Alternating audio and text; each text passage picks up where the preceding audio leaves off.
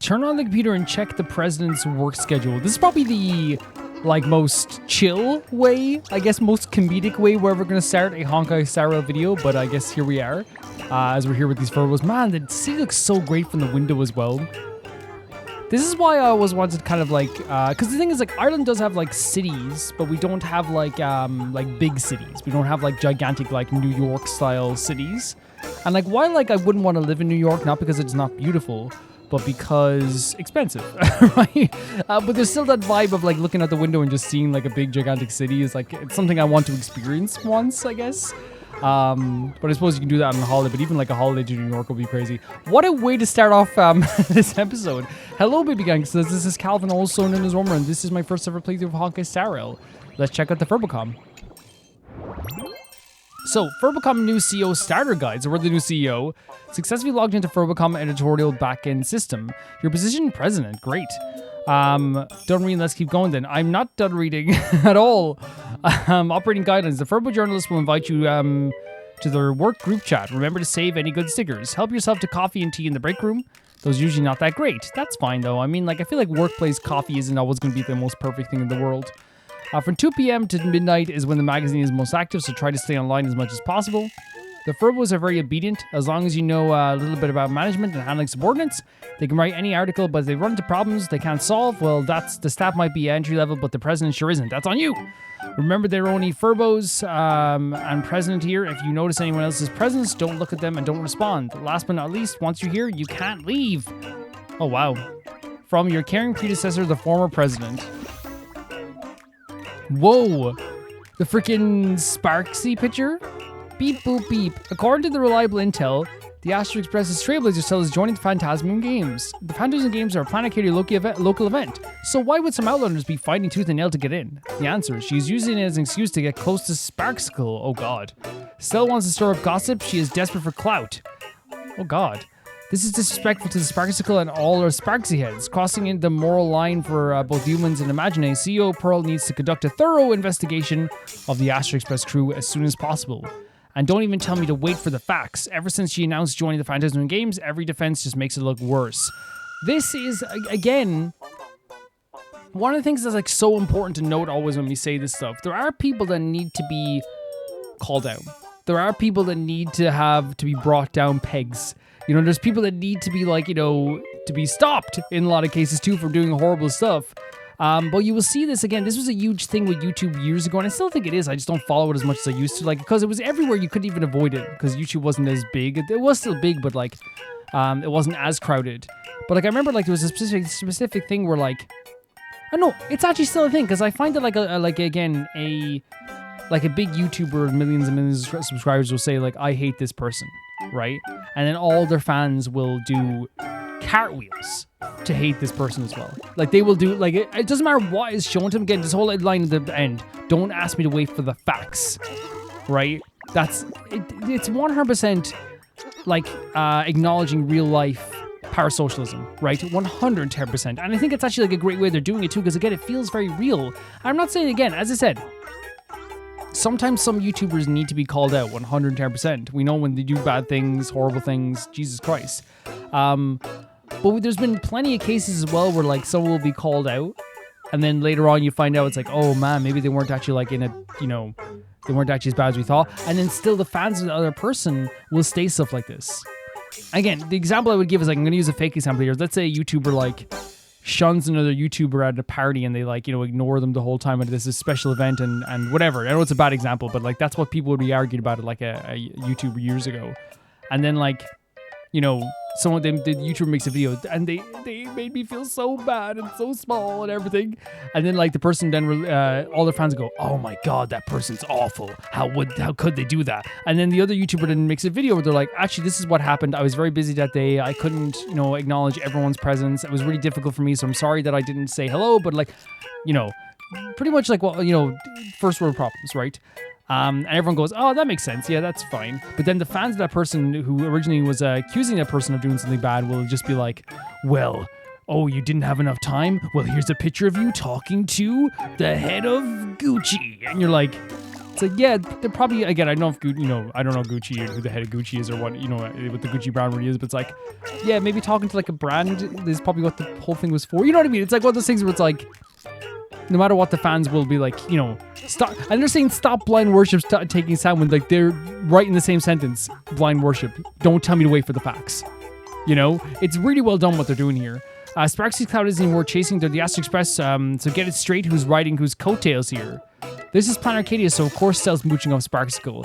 And again, this mimics, again, because I'm also in, I really like K-pop a lot, I've gone to like K-pop over the past while, and the interesting thing about it is like, K-pop is beautiful, like there's so many great artists and great talent, but then there's fan bases that can be so freaking extremely bad, and this mimics of K-pop almost argument so much too, where it's like, dude, like, why would they copy this then when they have this? And the other person goes, actually, this is how this works. And it's like, it's so feverish, What kind of trash is this? The media could get slapped with a defamation suit for publishing this kind of stuff, right? Is your age even oh my God, it's like, they're doing online fights so well. My friend is totally obsessed with Baseball Raccoon and Power Prince. Please save me. Cut ties with them. They're so not worth it. Freshly written script here. Like, it mimics online. I love the computer online arguments so well. It really does. So, bro, I'm Furbiaso. Satisfaction guaranteed. After further investigation, remarks regarding Stell, we're okay. So they just want us to publish it. So it's going to be something that makes us look a lot better. Publishing articles will increase our subscriptions and raise our bestseller planet level. Okay, cool. Next, I'd like to introduce you to something else. So I hope we can all support Stell together. Don't just talk. How many copies of the issue Fluffy Across the Blue did you actually buy? I told you already, Sparksy paid for a hit piece. Why Sparksy gotta be so mean? Fun fact, slander's a crime too, Arrest this Sparksicle love. The rumor's fake, then Raccoon's mine again. So this is something that happens as well. And again, it's a thing where like people will snip snap back and forward, right? Like I'm on this side, I'm on this side, I'm on this side, I'm on this side. And again, I think Honkai Star Rail is really good all the time at mimicking real life stuff, whether that be politics, social stuff, factions, belief systems. They're really good at this stuff. And I feel like here it's just like, and you might be like, Calvin, it's not that hard to like, be able to mimic a real life argument online. But I think it is though. Have you ever watched a movie where like, the director has never been on like on a social media website, but they will call it like, face talk. And then like the characters will have the most unrealistic argument back and forth. And it's like the whole movie's a bullying PSA. And it's like, I've never seen bullies talk like that in my life. And it's like, that's not how people talk on social media. But I feel like Honkai Star Rail gets it so right here, even with this stuff here as well, where it's like, I told you it was a hit piece. Why did it gotta be so mean? And it's like, and then like, slander's a crime, and they give, and then like it gets a bunch of likes, and then even like this at the end, it's like, oh my God, yes, I can like the raccoon again. It's so well done. But I'm not surprised, because Honkai Star Rail is really good at like mimicking real life stuff in a lot of ways. After thorough investigation, the defamatory remarks regarding Stell were made by one of our staff members acting on their own accord. This was what we saw before, right? The defaming stuff. We sincerely apologize. And do not represent the stance of the Furbocom. We sincerely apologize to all of our Furbocom users and friends. The Furbo in question was suspended pending review, and if it happens again, they will be immediately terminated and permanently blacklisted. Regarding this matter, we once again convey our unwavering position to all the users of Planet Arcadia. Furbocom is the media outlet that loves Stell the most. We witness all the hardships and struggles she's endured along the way. Look at the face as well. We hope more people join us in being Stell's rock solid support. By the way, the Furbo in question has been completely beside themselves these past few days, feeling like they sold out their journalistic soul for clicks. They've always been loved Stell, and publishing that hit piece will probably be the biggest regret of their life. We ask everyone to please understanding and give them some time to prove themselves. And it's like an apology as well, right? That happens a lot of the ways too. It's very interesting. Then the Furbo, what's this one? Arcadia is my life in pictures. Has anyone noticed these instant cameras popping up around the streets? You can snap pictures of yourself and other people inside, plus each camera has its own unique photo theme. Capture not just your own life moments, but the others too. Come and give it a try. So we can publish this as well, I guess. And get up to level 2. Alright, I got it. Now delete the post. If too many people find out, I'll be stuck in waiting line. Why is Furbo giving birth to a new photo? Guess what I saw? Mr. Yang from the Fluffy is teaching Woof Woof Dan and March Bunny? Woof Woof Dan? No, Stell is because she doesn't go to school. She seems to be famous to be that famous PhD from Paperville University. Oh, cool. Is this dropping culture like that? Mad respect. Is that Sparksicle? Actually Sparksicle? Does anyone care about my credentials? I care. very online. It feels very online. So can we just like look at these two? We won't look at all of them right now, but it's cool that we can look at them as well. You can claim rewards here by leveling your bestseller plan. Hot topics are all gathered here. The more you investigate, the more you can post. This is a really cool idea. And again, we talk about adding culture, adding real life situations. We talk about making a place feel alive. The fact that they have their own news infrastructure. I know it's tabloid stuff, but again, it's something that we know is a part of the world and we see it function as well. So we can get our rewards here. Oh, nice. Verbal freebies. Unfulfilled. So there's actually a lot of stuff you can actually do here, which is really cool. Very cool. That's all it takes?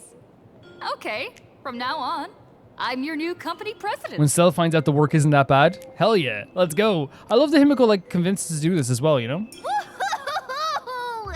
Great Raccoon is our new company president! Huh. Whatever mission you assign, we brothers will get it done for you. Anything else you'd like us to do? Change the name of the gossip forum? Sure. Boss, you don't like Furbobo gossip? What name Oh my would god, you your voice is so prefer cute. I then? kind of like Furbobo gossip. Death Notes, Gossip Grove, custom name 3. No, let's go with this. Are you sure? Yeah, I'm sure with that. Yeah, this is the one.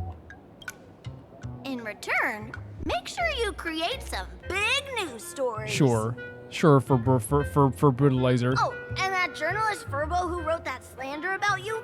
HR will fire him. Oh no. We don't need an employee around here who's got beef with the company president. Oh my god.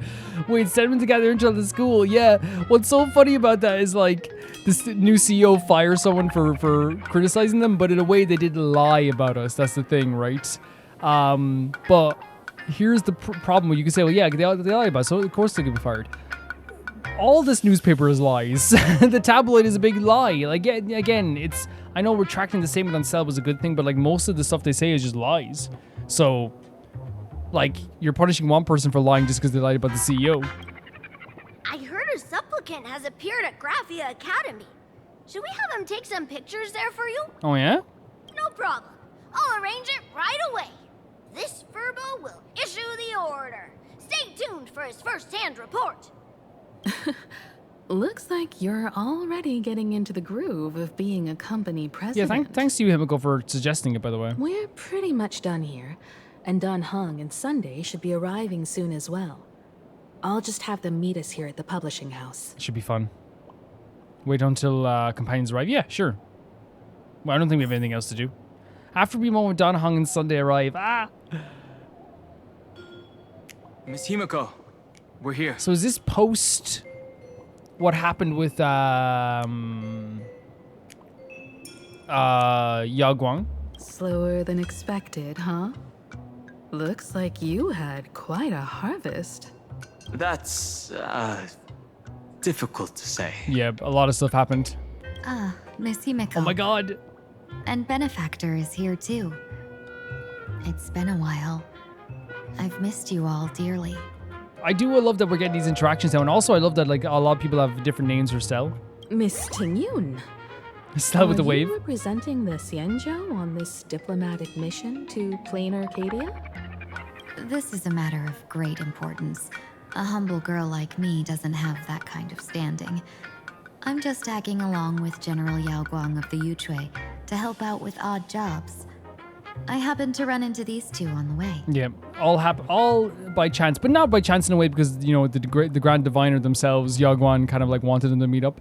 The seer strategist. What happened on this journey? Sorry, there was a bit of a hiccup. I accidentally put on a mask of elation. That's a way to put it. Now I'm a supplicant in the Phantasm Moon Games. Because I think Sunday's looking from the perspective of like, my intentions made me put on the mask, but still it was Yaguan who put the mask on you. Well, that's quite unexpected. Perfect reaction. The perfect like her breath nearly like stopped here as well. Listen. It's a perfect like reaction to that. I know the Express has been seeking to join the Phantasm Moon Games, and I've been quite curious about that. Sorry. Did I make things more complicated than they needed to And be. again, I know it was his intention and he wanted to join it, but I still think he's being too hard on himself. Like, I don't think you can really blame Sunday for this issue too much, you know? No need to apologize, Sunday. You are a companion of the Trailblaze. No nameless would ever stop a companion from finding their own And path. that's the thing. I think it's obviously like, you know, obviously it's within reason, but like that makes perfect sense, right? Like it's the reason why not everyone has to go on the trips if they don't want to. It's the reason why people choose to do what they want to and what moments. It's the reason why Himiko, like, you know, even said to Dunhong, if you want to go and save the Trailblazers, Stellan and March and Welt and all the people down in the Xianzhou, you can do that. But again, it's up to you. Like, it's always up to you. But obviously, like, it's one of those things where it's like, I know, like, it's within reason. I know it's not going to be like a situation where it's like, my path is beating up Welt. It's like, no, you can't do that, you know? Many thanks. Yeah, and it makes sense that it gives, because if Sunday has the intention of wanting to join the Phantasm Moon Games, it would be generally unfair to tell him not to, and also then it would make him feel like less of a trailblazer, which is defeats the purpose of letting him on the train in the first place. But wait, did you just say accidentally? It's a long story. I'm afraid we'll have to wait for General Yao Guang to explain it Can you not? herself. Okay, okay, fine. She was with us just now, but somehow disappeared without a trace. Love Dunhong's voice so much.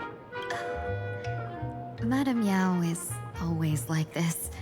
She probably disappeared suddenly to deal with something urgent. I suppose, yeah. I mean, like, I'm not, I don't doubt that she'll show up again. This seer strategist is just as elusive as the rumors say. Should we wait for her?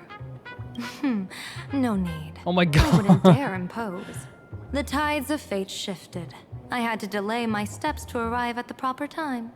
I ask for your understanding. So, like, it's a specific thing she divined that she had to show up right at this moment? Oh my. Counting me, we make exactly 6.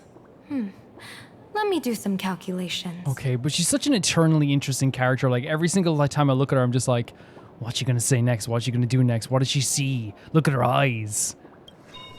Oh? Your fortune in the coming days looks grim. You'd better watch out. What do you see? For Himiko? Wheel. Makes sense. You got what you wanted today. So, that's because he got the mask? The fates spell What is happening? danger. This matter is most likely No. connected to that We Blade. talked about this already because, of course, it's one of those things that, yeah, we expected that. Like, what's gonna happen when Blade and Don Hong meet again? Ah, the little fox's misfortune has overflowed into good luck. She's blessed with constant good fortune, a true harbinger of prosperity. Huh. That's weird.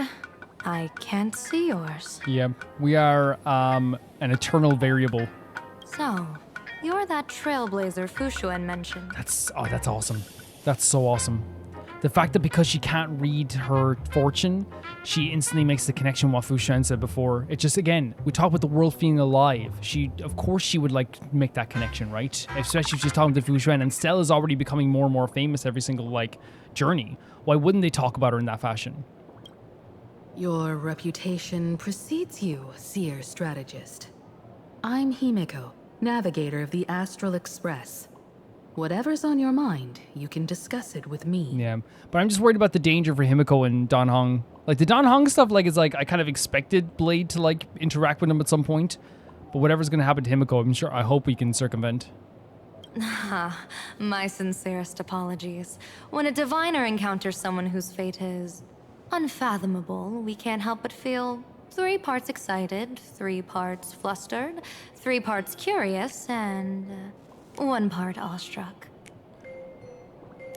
Okay, What do you mean by unfathomable? is she still talking about Stell? My eye of Ishvara can scan the aura of fortune surrounding each of you, manifesting as weal or woe signs above your foreheads. I'd like to divine your fortunes as a welcome gift. So woe is bad, of course, because woe, wheel is supposed to be good. Okay. However, this person really surprised me. I can't see anything from her at all. I think it probably is just because we are a variable, right? An unknown variable. Are you really free to try any choice? To do anything you want? Does an Ishvara like you actually exist in this world? Talk to Kafka. I can indeed see the options. I've seen Terminus. That's just how we Stellarons are. That's a great answer. You might be onto something. When it comes to eons, divination often goes haywire and no proper reading can be formed. Man, I can't get over how pretty your eyes are. What do you think this means, General? As an Ishvara, their mere presence in the playfield creates a variable in the game. It's both a blessing and a curse. I imagine so. I imagine so because like we've seen that like, you know, Stell being an unknown variable in a lot of these situations means that she can break through a lot of stuff that it would be like the usual course of fate. But it also means that like without proper scripting, I feel like, you know, we're not going to know exactly how she plays that part as well. And also like, you know, you can't properly predict how things will change with her in the mix. As I said before, the weal and woe of us six align with the 6 lines of divination. If she represents woe, then the hexagram falls to water, where dangers lurk above and below, spelling doom. If she brings weal, then the hexagram shifts between wind and water, presenting a great opportunity to strike. Auspicious. So, the fate of our journey in plain Arcadia rests on her decision. Jesus, man, the pressure once again is Stell. This is way too much responsibility for me. What should I do? Let's ask. I am not an Ishvara free from fate. So naturally, I can't guide those of that disposition. So just to read this one more time though as well, like she's saying that like, since we are like a variable, if she represents woe or if she brings weal, so we have to choose whether we bring woe or weal? Back to business. I take it you're not just here to read our fortunes? Possibly not. But yeah, once again, bringing Stell's unknown variable status into this situation here, and what a perfect way to do so with someone who usually can divine fate, but Stell is immune. I am here to greet everyone, to apologize to the Express Navigator for my previous indiscretions, and to borrow someone from you. Miss Himeko, now you understand how I ended up wearing this Oh mask. yeah, I love suddenly it's like, you see? You see what happened? I get it. She says she wants to borrow you for an operation. I want to hear your thoughts. Oh, If you're not comfortable refusing, I can speak up very for beautiful, you. Himiko. Very beautiful. He's gonna accept. Oh, you two. No need for whispers. Stop!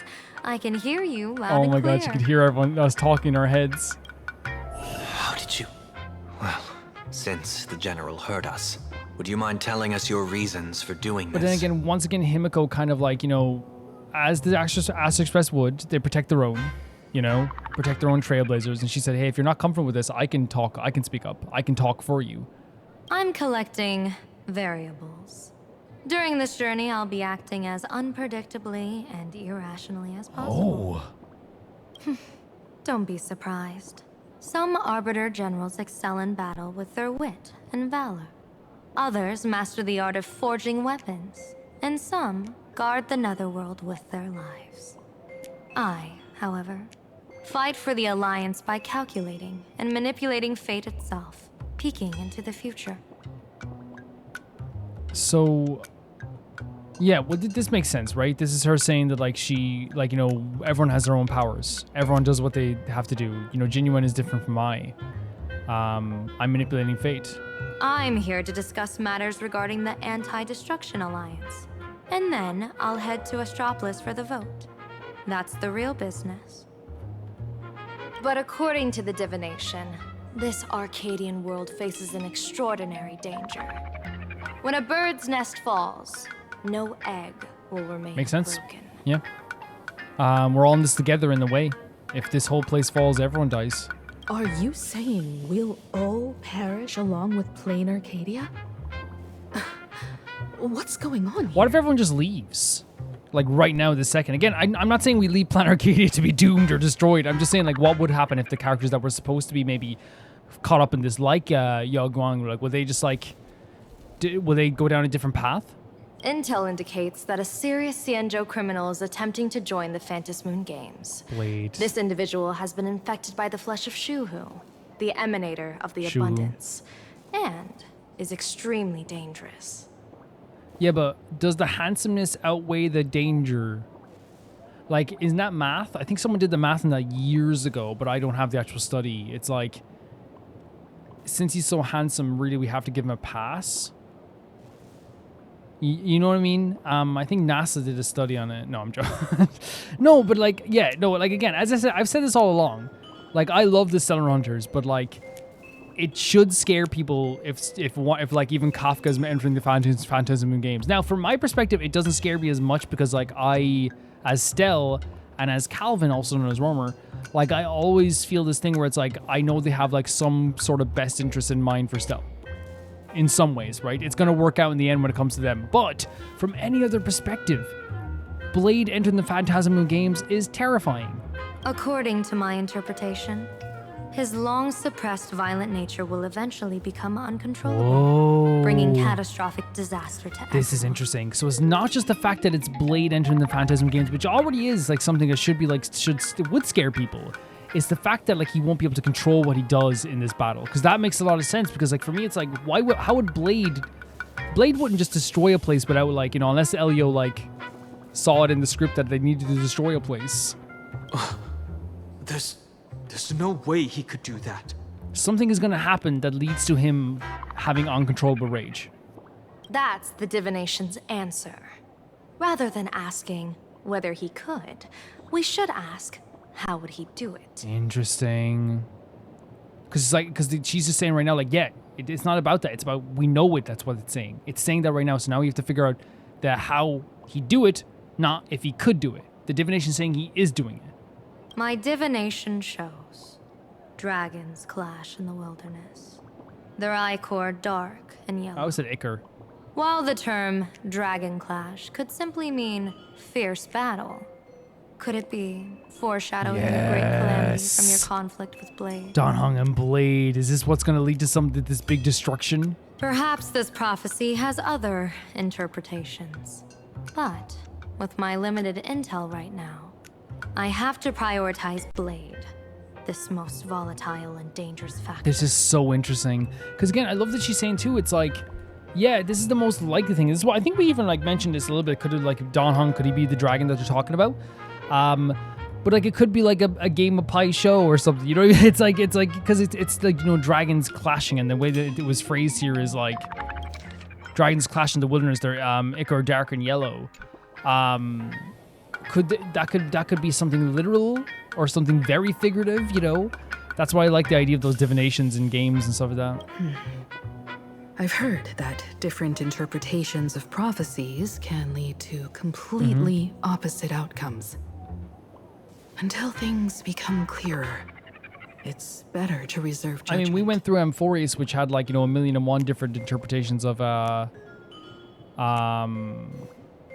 you know, this, you know, not 1,000,001, but you know what I mean? Like a prophecy that like meant something at the start, meant something different like by the end of the particular person's story. Let's put that aside for now. In any case, I've brought along a creation forged by Blade himself. If things get out of hand, it might temporarily restore his sanity, giving us a brief chance at victory. So she's hell-bent on the idea that Blade will lose control. What is it? I'm sorry, but fate has shifted What? once again. I must take my leave. Okay. To put everyone on the Express at ease, I solemnly swear that Mr. Sunday won't be obligated to do anything for the Xianzhou. On the contrary, our delegation will give him every ounce of aid within our power. Oh, fair enough. I love that she's just like, oh, that's my time to go. Like, you know, like some people have like alarm set for themselves. Like she feels a shift in fate and goes, oh, I have to go. What did you say, Jen? Huh? Aid within our power?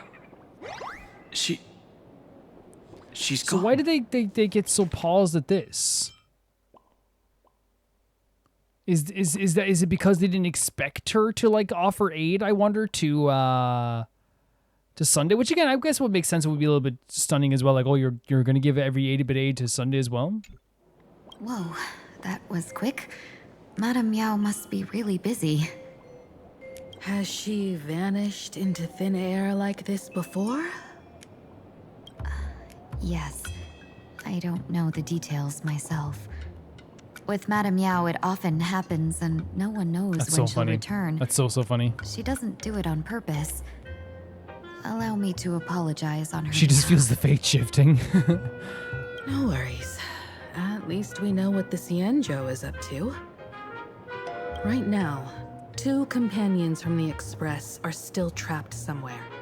She and I must head to the tavern Yes. to uncover some Well, does Dan Hong know clues. about what happened to He doesn't know what happened to March, right? If Miss Himiko needs my Unless we help, told him already. please don't hesitate to ask. Are March and Mr. Yang in trouble? Oh, he... I'll go with Oh, you. Dan Hong. No. Yeah. You and Sunday will act together with the seer strategist. We're not at the point where we need to call in reinforcements yet. It makes 110% that they would have to follow the Yaguan, right? Especially when like she's gonna be such an integral part of this whole situation. But holy hell, man, they are doing their very best to make sure that the trio have already separated. Like they're doing their very best to make sure that like all the time, you know, just give me like one scene. Just give me one quest, one act where the trio are all together for the whole thing. Just all I ask for. That's all I want. But again, it's a good dynamic, and already Sunday and Chingyun and Yaguan and Dan Hong have already had like really great scenes together. So I'm not going to be sitting here complaining when we're getting great scenes out of it too. But I do love, of course, Dan Hong is like very worried about March and Wealth, as of course he will be, and he's like, you know, the type of person who will be like, oh, I'll go, I'll help, right? But Himiko's keeping a very level head about this, and we're very glad to have her as always, 110%. And as we said with this here as well,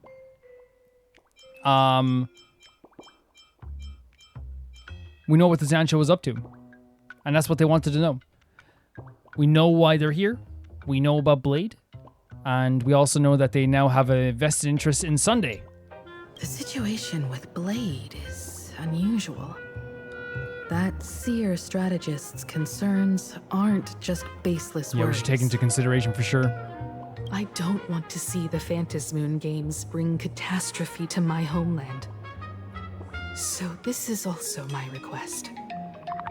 To put it in the General's words, please do your best to introduce new variables. Please do your best to literally just change things, because this is a worrying thing from, and you can hear it in her voice. She's trying to be very strong for us, and she is being very strong for us, but also this is her homeworld that is now in danger, and she's like, please do your best to change things. Love it. Absolutely love it. So then we can like optional talk with everyone and then talk to Himiko and prepare. Yeah, I really like the way they're doing this stuff. Like I feel like it's a great way of like raising intrigue. The story's building up in a really fantastic way, like with Blade and stuff like that. They haven't shown Blade yet, even though we know Blade is going to be here or possibly here already. It's a really cool way of like building up the danger aspect, the worry about what could happen with Blade. Whilst we think that it's so impossible that Blade could do what they're saying that he could do here, it's also one of those things where we have to take it seriously. We have to. And when they said he's going to lose control, it all kind of made sense in some way. Not because I think Blade is like someone who can't control his emotions. I think he's actually like, you know, a very underrated, like emotionally intelligent person. Even though some people might say like Calvin, like his whole thing is like getting frustrated with Jing Liu. But I think that like the frustration with Jing Liu, like when he fought Jing Liu was like it's years of pent up trauma and pain. You know what I mean? That he wanted to direct somewhere. And I think that what I would say is for someone who has such intense trauma and such emotional baggage and everything that's been haunting him, to have the type of even like a 20% level of emotional intelligence is already way too much than you would expect for what he's gone through and what he's living through. So to me, it's like one of those things where like I will call him underrated when it comes to his like, I think even the way he treats Firefly is a perfect example of this. So it does make sense, the idea of him like, you know, he wouldn't, what I'm saying is he wouldn't just destroy a planet unless Elio said to destroy a planet maybe, but you know, we'll see. My man done hung. I understand Miss Himiko's intentions. I'll leave March and Mr. Yang in your care. What if I messed up your hair? Ooh. What about Blade? Oh, interesting question for Don Hung. Blade's appearance means the Stellaron hunters are also on the move in this world. My buddies. From everything we've seen, this mission to play in Arcadia is of the utmost importance. Perfect way of putting it. It's like now we know that like since like, you know, there's stuff with Blade, there's stuff with the Phantasm games, everyone's trying to get involved. The Zancho are doing deals here. IPC is doing deals here. Yeah, this is important. I will accompany General Yao Guang to uncover the Stellaron hunters' schemes. Whatever happens this time, I hope it won't put any Oh of you no, in danger. don't worry about it. I'll do my best That to was make never sure your of that. fault. I don't care what anyone says. That was never your fault. Okay. What you do in life? Sitting there being smart and pretty? Jesus, oh my God. We'd have to lock up a lot of people. About March and Welt. What?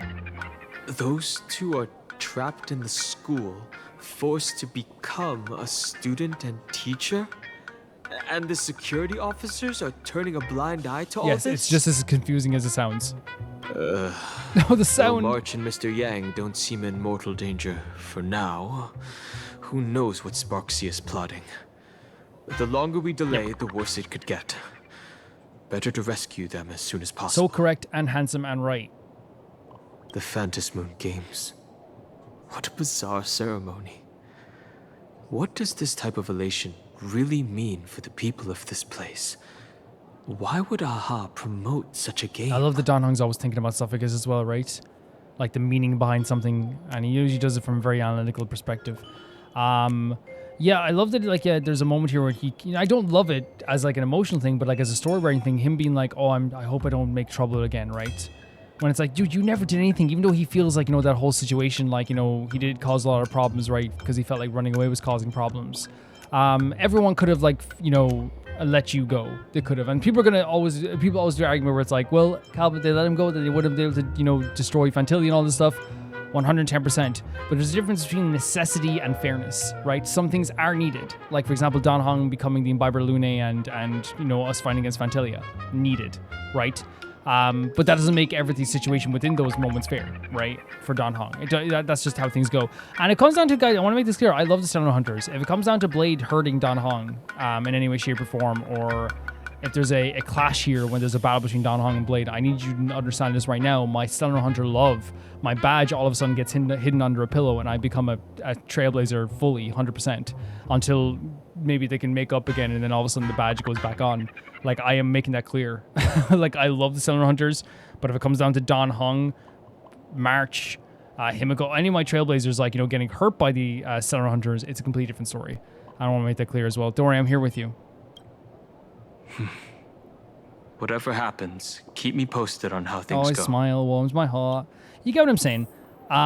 It's not me saying that I hate the Stellar Hunters. It's me saying that if anyone like hurt Don Hong or March, you guys know I would be so upset. And I trust the Stellar Hunters that they won't hurt our friends. You know what I mean? But if Blade is uncontrollable, then I wouldn't blame him for that either, right? I couldn't blame him for that if it wasn't something he knew what he was doing. But I'm saying that, like, let's say Blade just sees Don Hong now and he starts to fight him, like, I will, like, put my Stellar Hunter badge, like, in my pocket for a minute.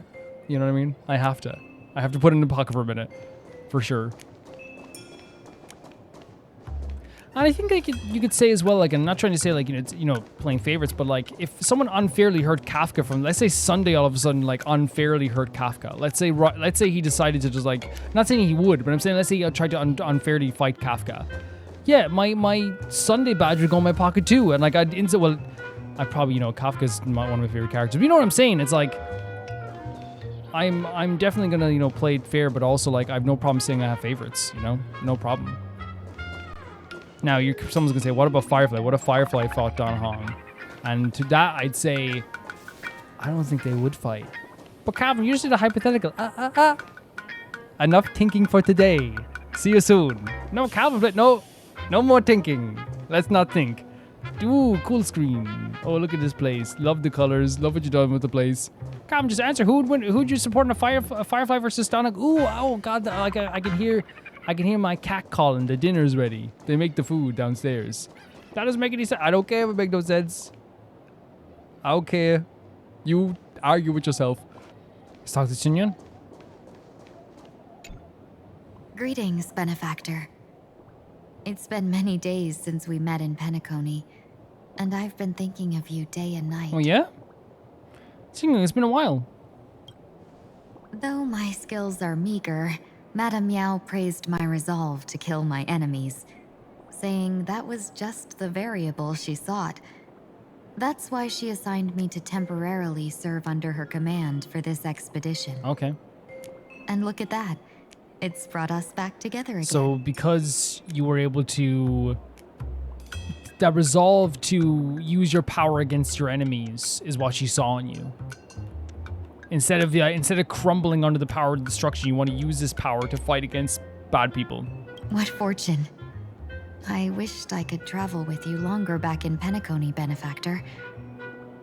After all, I've yet to reclaim the opportunities So sad. Fantilia stole from So me. sad, because again, it took large portions of her life, you know what I mean? And her future as well. What kind of person was Madame Yao? Hard to say. Like the divinations she casts, she's a riddle shrouded in fog. Apart from the ever-absent Patina Justice, she's likely the most mysterious of the Arbiter Generals. Patina Justice. How is Madame Yao treating you? I'm sure there's no mortal danger. Please forgive my jest, Benefactor. Being around Madame Yao has gotten me into the habit of cracking jokes all the I can time. imagine. Her actions may seem inscrutable, but she always provides what you need ahead of time. That's why even those who grumble still carry out her orders with diligence. In truth, doesn't she seem more like a shrewd merchant than a diviner? Yeah, so I love that description, because that means it's like, because she's so good at what she does, and she's like very pleasant to work with, and she's very efficient, more people want to work with her, even if she is hard to work with, or she maybe might be a bit more forceful, or maybe more serious. I've heard of like, there's this one like dance instructor I know of, who people talk about all the time, how like they are like such a hard butt. They are so difficult to work with in terms of just like, they are so like, you know, they're not aggressive or bullying, but like they will work you to the bone. But then afterwards, every single person that worked with them was like, oh my God, I became such a better dancer this week. So it's like no one complains about working with them, because they're like, they're not being abusive, they're not being horrible. Yes, they're like very like much like serious, and they take everything very seriously, and it's very hard work, but it's like by the end of it, they're like, the reason why no one complains about them being a bit more like serious and straightforward and never like being very soft and gentle is like, by the end of it, they're all like, holy hell, man, I'm a better dancer. And I'm not saying, by the way, I want to make this clear, there are dance teachers out there, and there's some viral ones that are really awful. I'm not saying you should ever be abusive or horrible. I'm saying the ones that are just kind of very straightforward and like just like business, you know? But yeah, I think it's kind of like that way too. It's like, yeah, they might be like a little bit more difficult and weird to work with, but like they work really well, so no one complains. But then, when have any Arbiter Generals ever been ordinary? I'll drop by to see you when I get the chance. Don't go back on your word, Benefactor. With the voice. We can find a local bar and share a drink while we chat. Sure. Madame Yao instructed me to meet her at our agreed spot if she disappears. It's growing late, so I'll take my leave now. Yeah, I love the description of Yao Guan, right? Like, just like, hey, like someone who like is very weird, off the wall, but because she gets her work done, and like, and she gives you all the time in the world and all the benefits in the world and all the information and resources you need, people are like, yeah, I quite like working with her. You know, that just makes sense. It's like the person at work who like, you know, you ever have that person in a workplace who's like, they're kind of like a really like a bit of a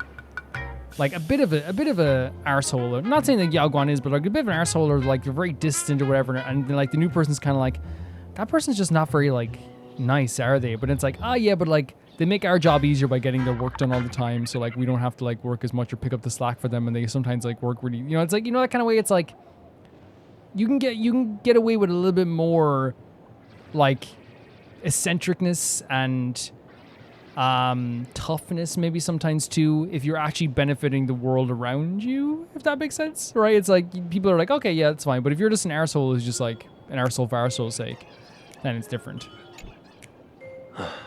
Mask of elation can reflect the shape of one's soul.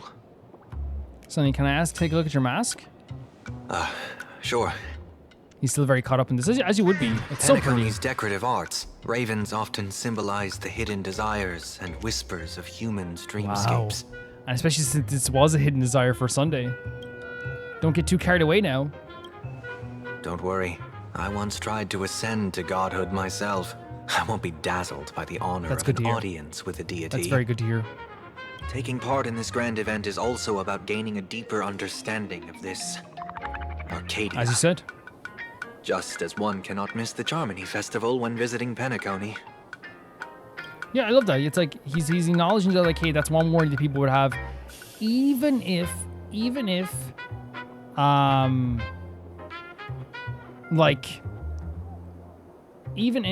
like, we know he's a good person, I still think it's gonna be something in the back of our mind of like, it's a natural thing for any character, not just us, but the characters to be like, oh, Sunday trying to get an audience with a god. Is this such a good idea? And again, it's not, it's not unfair. It's not unfair for anyone to think that. So Sunday reassuring us, I think he realizes that too. Will we become enemies? There's no rule saying that supplicants of the Phantasm Moon Games Yep. have to fight each other, right? I think someone was even saying that in the past, like the supplicants used to like work together, right? It's become more about competition now. On the contrary, for the elation, shouldn't laughter be a resonance that comes from within each other's hearts? What's the deal with the mask anyway? After putting it on, I seem to hear Oh, curious that's voices. terrifying. The mask whispers to me, urging me to show my elation to the god, Oh my god. to create miracles that will make the people of the Arcadia laugh with joy. This is quite terrifying. Now would be the perfect moment. Sunday will now embark on the path of elation.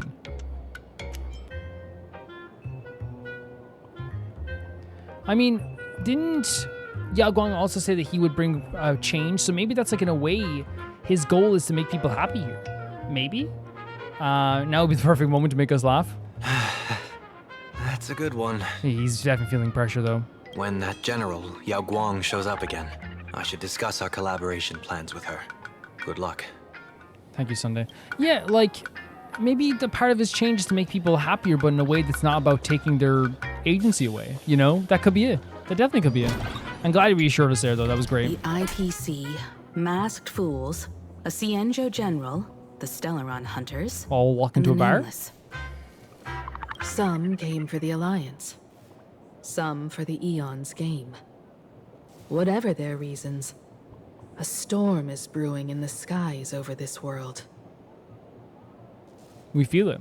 I feel like you can feel it. Like, there is like an approaching, like, pressure, right? There's an approaching seriousness. But at least we got some good news. Sunday has joined the Phantasm Moon Games. He can help us in our showdown against Sparksy. Heck yeah. Let's rendezvous with Sparkle at the tavern. We must uncover why Sparksy entered the Phantasm Moon Games, and what sort of Sparksicon she's got planned for Graphia Academy. So how do we get into the tavern?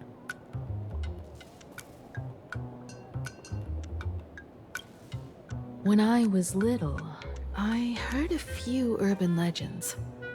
They say the entrance to the tavern exists behind every single door in this land. Huh? But those who aren't invited, or haven't found their destined path, can never step inside. Those who aren't invited or haven't found a distant path? This time, we already have the Fool's invitation in hand. As for the key to open the door, there's a silly rhyme on the back of the business card. For revelry and drinks galore, no need to search from door to door. Heed the fool's riddle with care to find the key that leads you there. The Riddlers again? That rhymes worse than what Rappa comes up with. So, about the fool's riddle, got any leads? Do I have any leads? For revelry and drinks galore, no need to search from door to door. Head to the fool's riddle with care to find the key. Heed the rules riddle with care. Just a pub? Oh, Stella, look at her cute, scrunchy thinking face. A long time ago, you scoffed at yourself. Who remembers after all this time? But you do remember. When Sparkle first met you, she told you a riddle. Whether they look up or down, the moon that humanity gazes upon in the sky is always the same Phantasm Moon. Okay. Looking up makes sense, but looking down? How exactly do you gaze at the The sky? reflection in the water. Yes. Oh, it seems fate ties you to the tavern. I get it now. The answer is Dovebrook. Dovebrook. Very cool. Man, this is so fun. And again, as I think what they're doing, as I said, they're doing a great job of like, while having like this be so fun, And Many generations ago, the Dove Brook was already a river flowing with countless legends. It's no surprise the door to the tavern lies hidden among them. while it's so fun, like, and there's so much comedy and so much great visuals and all this stuff too, the way they're doing, like, and approaching, like, you know, it's almost like a bomb is about to go off, or like the flame is ticking down, and you can feel it. There's a tension there, but you can't truly, like, we don't know exactly what we know what's heading towards. It's like the old thing where, like, as I said, Blade, the Zian Show is getting involved. There's the IPC are involved Legend in this. has it that the master painter Graphia We know what once is heading drew towards, we don't know water what their from the explosion's Dove gonna be Brook like. to wash her paintbrushes. Oh yeah. Many later artists followed suit, hence its other name, the Painter's Stream. So cool. They built a freaking river to wash your paintbrushes. It's so cool. Oh man, it's still so gorgeous, isn't it? Looking at Dove Brook's scenery. Memories from my student days just come flooding back. And that's what I love. I said this last time. I love seeing her, like, reminisce. Tell me, what do you hear all about it? They're not exactly interesting memories. Back then, Dove Brook District was teeming with gangs. There were hooligans running around everywhere. And some really loved messing with the That students. sucks. Man, like grow up, like, you know? I was taller than my peers, and happened to be training in martial arts. To stand up for my juniors, I would occasionally get into scraps with the thugs on the streets. Oh my god, Himiko's so freaking cool, man. Man, like, Himiko already, like, the strongest the strongest person emotionally, and then, like, having, like, like, also finding out that as, like, a kid, she was, like, in her uniform going around beating the living hell out of thugs in the streets. The people who fell into the Dove Brook River would cover the surface like bean sprouts in noodle soup. It all feels like it was just yesterday. Himiko Noodle Master? Sometimes the thugs fell in. Other times, I took the plunge myself.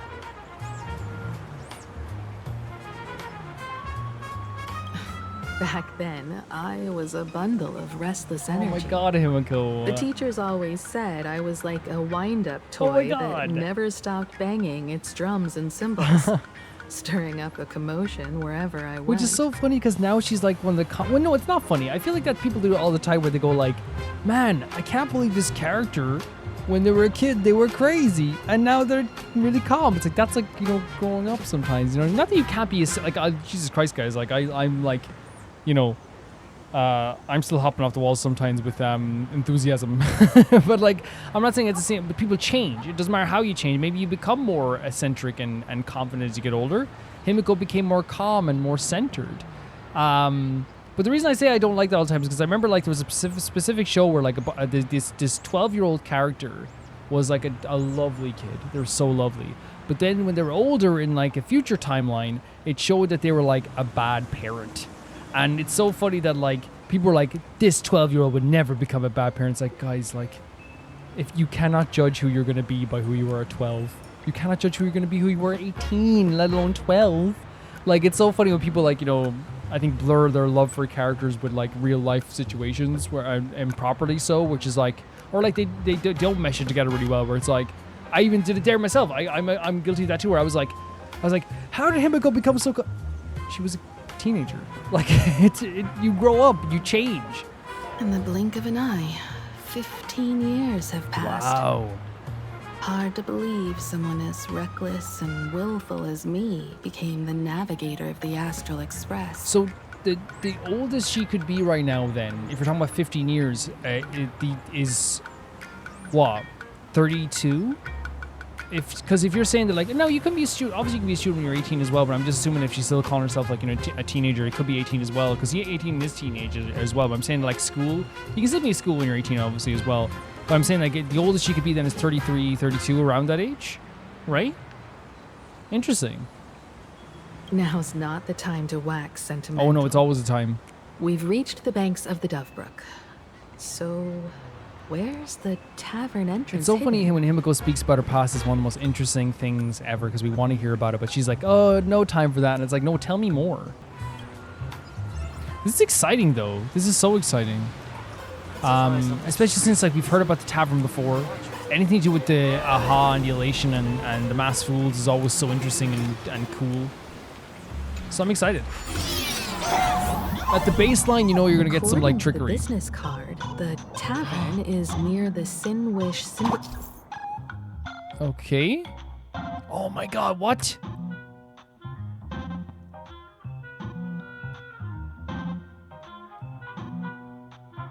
So I'm reading it myself there. In Interplanar Jump, there are special water surfaces. Some special imaginary, such as platforms with eyes, will appear in the water's reflection, where Trailblazamon can stand on and use them to explore areas. That's such an interesting idea. Okay. Headquarters. Let's check the other side of the river. It's so fun. Oh, some coins in there as well.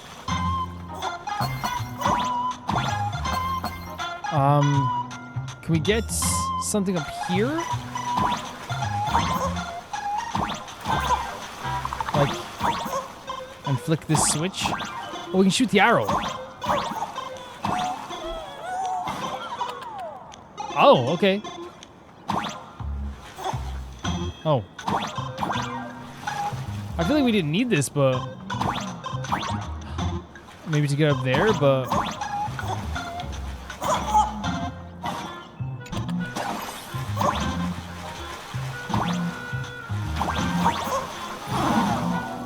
Nasty. Nasty to Calvin. What did I do? What I do to deserve this? What I do?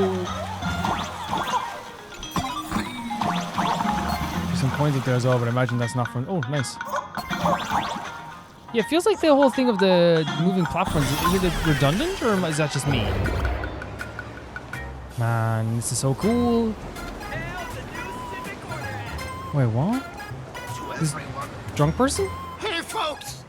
Have y'all heard the joke about the Dove Brook? No, I haven't heard nothing. I don't hear anything. Yeah, one day, a criminal escaped from prison. He ran for his life, but just when freedom seemed within reach, the Dove Brook blocked his path. With his pursuers closing in, the man prayed to the river. I am hammered by the law, stained with filth. Oh, pure flowing waters, please do not swallow me. Is this something we have to say to the waters ourselves as well? The voice from the Dove Brook replied, "There's a pedestal of light upon the water. Step on it and you can cross." Okay, is this probably giving us some indication then? Criminal wept. What pedestal of light? It's only the moon mirrored on the water, an image that shatters at a touch. If I step on it, I'll fall in and drown. So, should we try to jump onto the moon's reflection? You can guess how the Dove Brook answered him.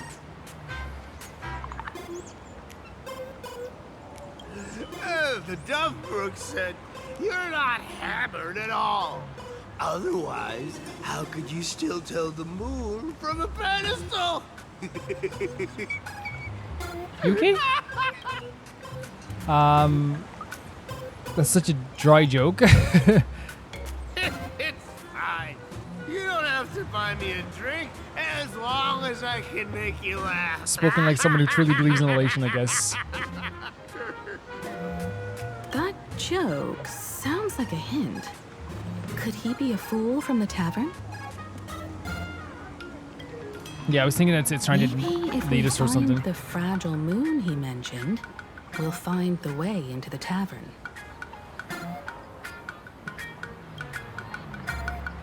The moon's reflection. The moon's So reflection. fragile it shatters at a touch.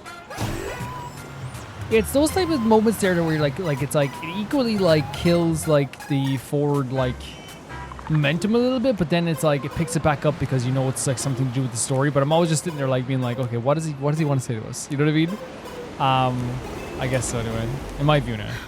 Sparkle's riddle says this. Whether looking up or down, they all see the same phantasm moon when gazing at the sky. We've gazed at the sky already, so next... We go find where the Phantasm Moon is. From this angle, the moon's reflection is right here. It does look strange in the water. Yeah? If what the card says is true, and the fool's riddle is the key to entering the tavern, then this moon must be the door lock. I do think it's a good thing that the tavern is like a little bit difficult to get into, right? And it's like takes a few riddles and some like finagling. Come on, let's take a closer look at this strange moon. Step into the reflection of the water? Yeah, you know what I mean? Like, I feel like it would be disappointing if, like... Chase that moon's reflection. It'd be super disappointing if, like, getting into the tavern was just, like, as simple as just having an invitation card. You know, like, I like that there is, like, a little bit of, like, a thing going on. A little bit of a quiz. I love the backdrop of the city in the background, too. It's cozy while still feeling vast and gigantic, right?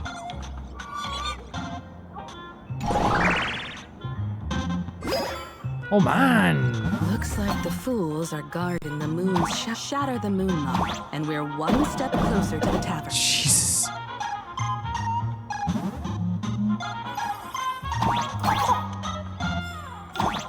The black, like, dark matter in the background? Or is no, it's water, is it?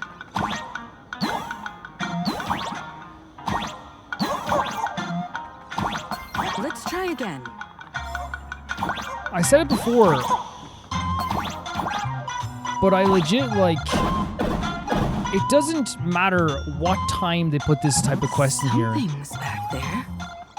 Is that a key? Because I feel like it's one of those situations where, like, sometimes, as I said before, about Hanu, if you remember. The moon is about to break. Let's try again. The key has dissolved into the water. The water's surface That's such is an about interesting to change. idea. Look, the tavern's shadow has appeared. Oh my god, man, look at the visual. That's so sick. Again, I love that it takes so many steps to get here because it makes sense. Like, you wouldn't want it to be. But as I was saying as well, but the Hanu thing, like, Hanu was great, but there was some moments where it was like, oh, we're doing a Hanu thing. And that's why they didn't do it as much, right? They didn't do Hanu things as much in the main quest all the time because they probably felt like it broke up the gameplay a bit. I think this type of stuff, because it's like they realize they have such a fun quest in their hands, that they are like, we know we can do this at any time. We know they'll be happy to have this at any time.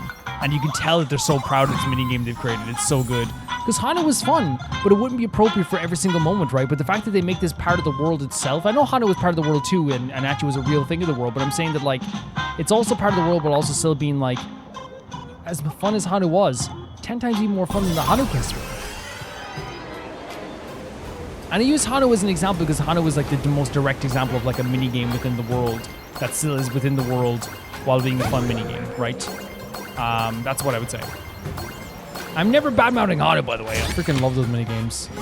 I feel like they're 2 for 2 of minigames as well. But yeah, that's such a cool visual as well. Can we still see it? Oh my god, it's such a sick visual. They've done such a good job with this. And that's what I'm talking about. There's like, I feel Follow like, this path ahead, we should reach the tavern. I'm saying if we did like 4 Hanu things in a row, right, one after the other, I think there would have been a bit of fatigue already. But the fact is, like, when I see one of these things, I'm just like excited, you know? I feel like I'm bad about poor Hanu when, like, if you go back to those episodes, that's what I'm trying to convey. I had such joy with that, but I'm just saying, like, this is like the best minigame they've done in the game, it feels like, in my view. Oh, look at this, Tony Hawk. Oh, that made me feel very weird. Watch out! I almost forgot. You're a full-fledged trailblazer now. Oh my god, we went upside down. Look at it. And I loved it as well, Himiko being like, look out. Oh yeah, I forgot. You know, you're good at this stuff now. Yeah, that must be such a proud moment as well, by the way. What a great way to reveal the tavern, guys. It's so cool. Superb. Absolutely superb.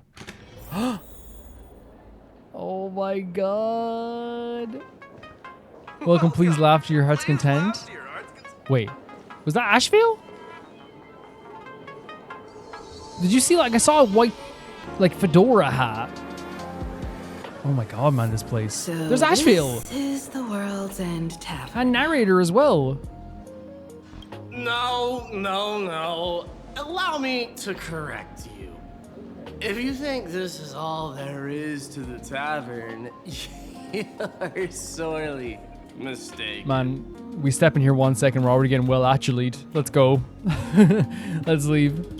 Like a single grape on a great bunch. This is just the part where the tavern connects to this world. So this is just okay, it's a connector, okay. But still really cool. Sorry, but this looks like a regular Love your hair, by the lounge. way. The so-called plain Arcadia isn't really an Arcadia either, but who's complaining? Life goes on, doesn't it? Someone tell Sunday. Yeah, Asheville is in the back with the narrator. I think it makes sense that the areas that we're looking at as well with the masked fools wouldn't always be what they seem, right? If you're looking for something that's true to its name, take a ride on the Astral Express. Funny thing is, it's literally a train. You know, can't find a single trace of astronautical engineering on it. Okay. Wait, you two are navigator of the Astral Express and the as you raccoon meeped. on board, right? I've seen you in the news. The amount of meeping that goes on in Honkai Star Rail is very joyous. Nice to meet you too. Nice to meet you. I think the raccoon is a good branding. Friends, Asheville. a big shot is here. A real knee slapper incoming. Man, it's so cool they put such an emphasis on the idea of like actually making each other laugh and jokes, and like while I found like so far the jokes that this guy said in the last jokes the guy said weren't actually that funny, but like I think it almost makes it like more enjoyable, the fact that like, you know, it's like almost telling the jokes themselves is like the important part and trying to make someone laugh.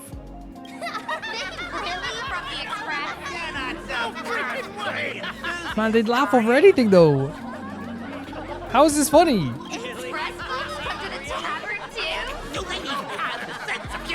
Are you guys okay? Are they laughing because it's like so crazy for us to be here?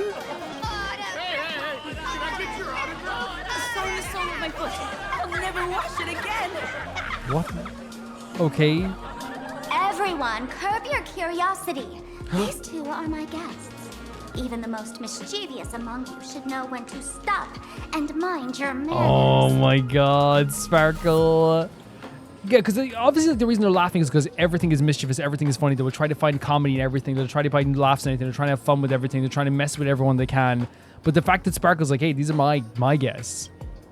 Oh, well, if it isn't little Sparkle. Look at them. We've all heard your joke. They're all ready for like mischief at every second. They're like, oh, here comes another joke. Take the mask from a masked fool, and what's left but a fool? Your mask is dumb. So they're saying if you take the mask from Sparkle, all that's left is a fool? My. Wouldn't a masked fool be better off without the fool? An empty mask sounds even better. Oh my No? god. Oh, where's the laughter? Where's everyone laughing? I thought everyone was joking. I thought everyone was having a laugh. I shouldn't be cheering on Sparkle, like, unaliving someone. I should not be. What did you do to him? Yeah. Yeah, they said you hear your joke, and then you said, like, after you said that as well, like, take a mask from a masked fool and what's up with fool? Is he calling Sparkle a fool? Right? He's saying that you're nothing without the mask as well?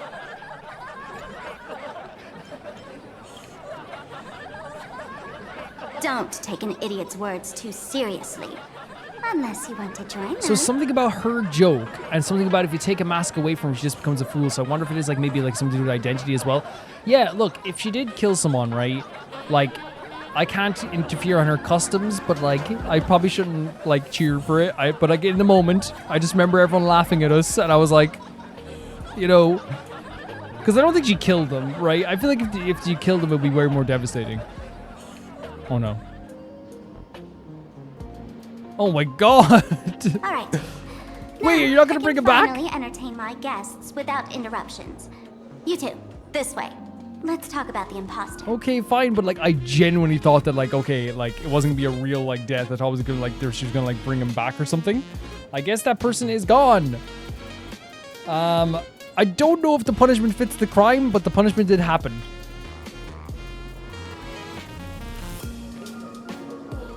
But she made everyone stop laughing. She made everyone stop laughing. The man's wary gaze sizes up the young person before him for a moment. He offers a slight nod in greeting. Your curious gaze circles him. Is that thing by his side a talking? We know about talking monkeys. A slumber nana monkey? What's that? Oh, you don't know what that is? Kid, I believe you're confusing me with some other primates you've met. Yeah, that's not fair. Sorry, my mistake. Yeah, well, you just no. I made the same mistake. I made the exact same mistake. I thought it looked like one of the Prof Nana monkeys. Yeah, we're talking about his style over here as well. By the way, like as I said, in real life, I would not wear something like this, of course. But like, I love the pants. I think the boots are like really cool as well. They're very sharp. The designs are very detailed. Like again, like it's meant to be. I feel like very flashy while also still being kind of like a little bit like fanciful and elegant. Like it's like professional chic in a way. It's like you know it's like over the top professional. It's like there is professionalism to like the idea of like the detective coat, but it's his own spin on it. There is the detective hat, but his own spin on it. Like it feels very like almost like it's like halfway to a suit, but then like it's like if you took like it's like taking a regular T-shirt and like adding stickers and glitter to it. Like he took this like detective's outfit and made it completely his own. It feels like. Also, this Neon Genesis Evangelion thing, right? I've never seen. No, I've seen like a few episodes of the show, but it just wasn't for me, so I didn't get to continue it really. So, did you just kill someone? All right, you two. First round's on me. What'll it be? I'm underage. A glass full of water, please. Yeah, we are legitimately. Well, if you count a rebirth, not even without the rebirth, we would be only like Stella would only be like as a robot, only a few years old. No thanks. I like to stay sober. Give you the strongest Mahako drink you have. Let's go to the chase. We're not here to drink. Time's ticking. Did you find anything on Sparksy? Yeah. Also, her like potentially killing someone or just making someone disappear, I think it's to remind us as well that like while Sparkle is like our buddy here in this journey as well, she's also not to be trifled with, right? I think that's a really good way of showing us like while it's like I'm using someone dying or getting like disappeared as an expense for this. I think story writing, it shows us like, hey, yeah, we're all buddy. She makes us feel a little bit more comfortable this time around, but you have to remember she still is a masked fool. Don't pull a long face. You'll sour the vintage in the cask. While you were gone, diligent little Sparkle was gathering intel non-stop and didn't waste a single minute. Wow. Sparksy. She did come here disguised as me. I called Giovanni. You might not remember him. He's the poor sap who drew the short straw to manage the storage area recently. Old Gio told me that a week ago, I came here and took a few things. I think I remember the name Giovanni. Among them was a vial of mimetic virus. What? A mimetic virus. That would explain. No wonder Yeah. she could take over Graphia Academy and distort Marge and Weld's cognition, making them believe they're a student and teacher. Yeah. She wants to turn everything into monkeys. She wants to turn everyone into fools. Maybe, but I think it's maybe like it's more of a thing. I assume just because she wanted like to defeat the Astro Express right in front of everybody. Close enough. The so-called Sparksicon is a front for spreading a mimetic virus. Oh yeah, so as soon as I heard mimetic virus, it's like, oh, that makes perfect sense, but she's able to do all this stuff. Knowing that isn't enough. What type of mimetic virus is she spreading? What are the symptoms? We need more on her plans and actions before we can counter it. Thought of that already. So I visited a few friends and learned where the imposter's been haunting. To dig up details, we'll have to get hands-on. Lead the way, then. Let's move. Stay close. She did find out some amazing stuff. Like, to find out that it was like a mimetic virus is already something that's like, okay, she's doing fantastic here as well. Investigate. I'm not sure if I'm sure like when we can go up here, we will go up here as well. In here, I am the one who knocks. It's a reference to the Rugrats. You know, when Walter White tells Tommy he's the one who knocks. Abandon all despair, ye who enter. If you want to pass, then Stop. amuse me. The voice is so good. By the way, hate to ask, you're not Aha themselves, are you? That's right, I am Aha.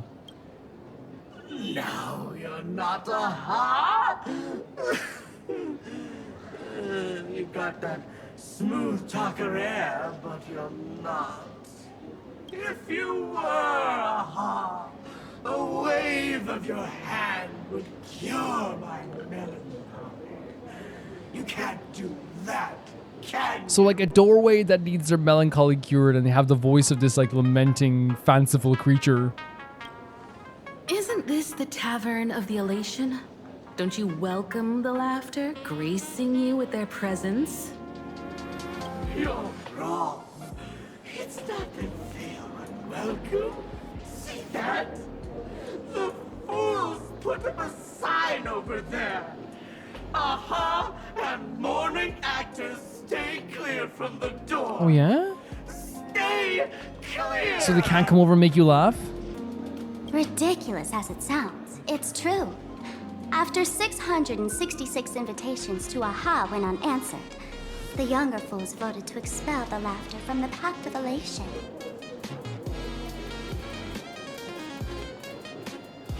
Wait, what?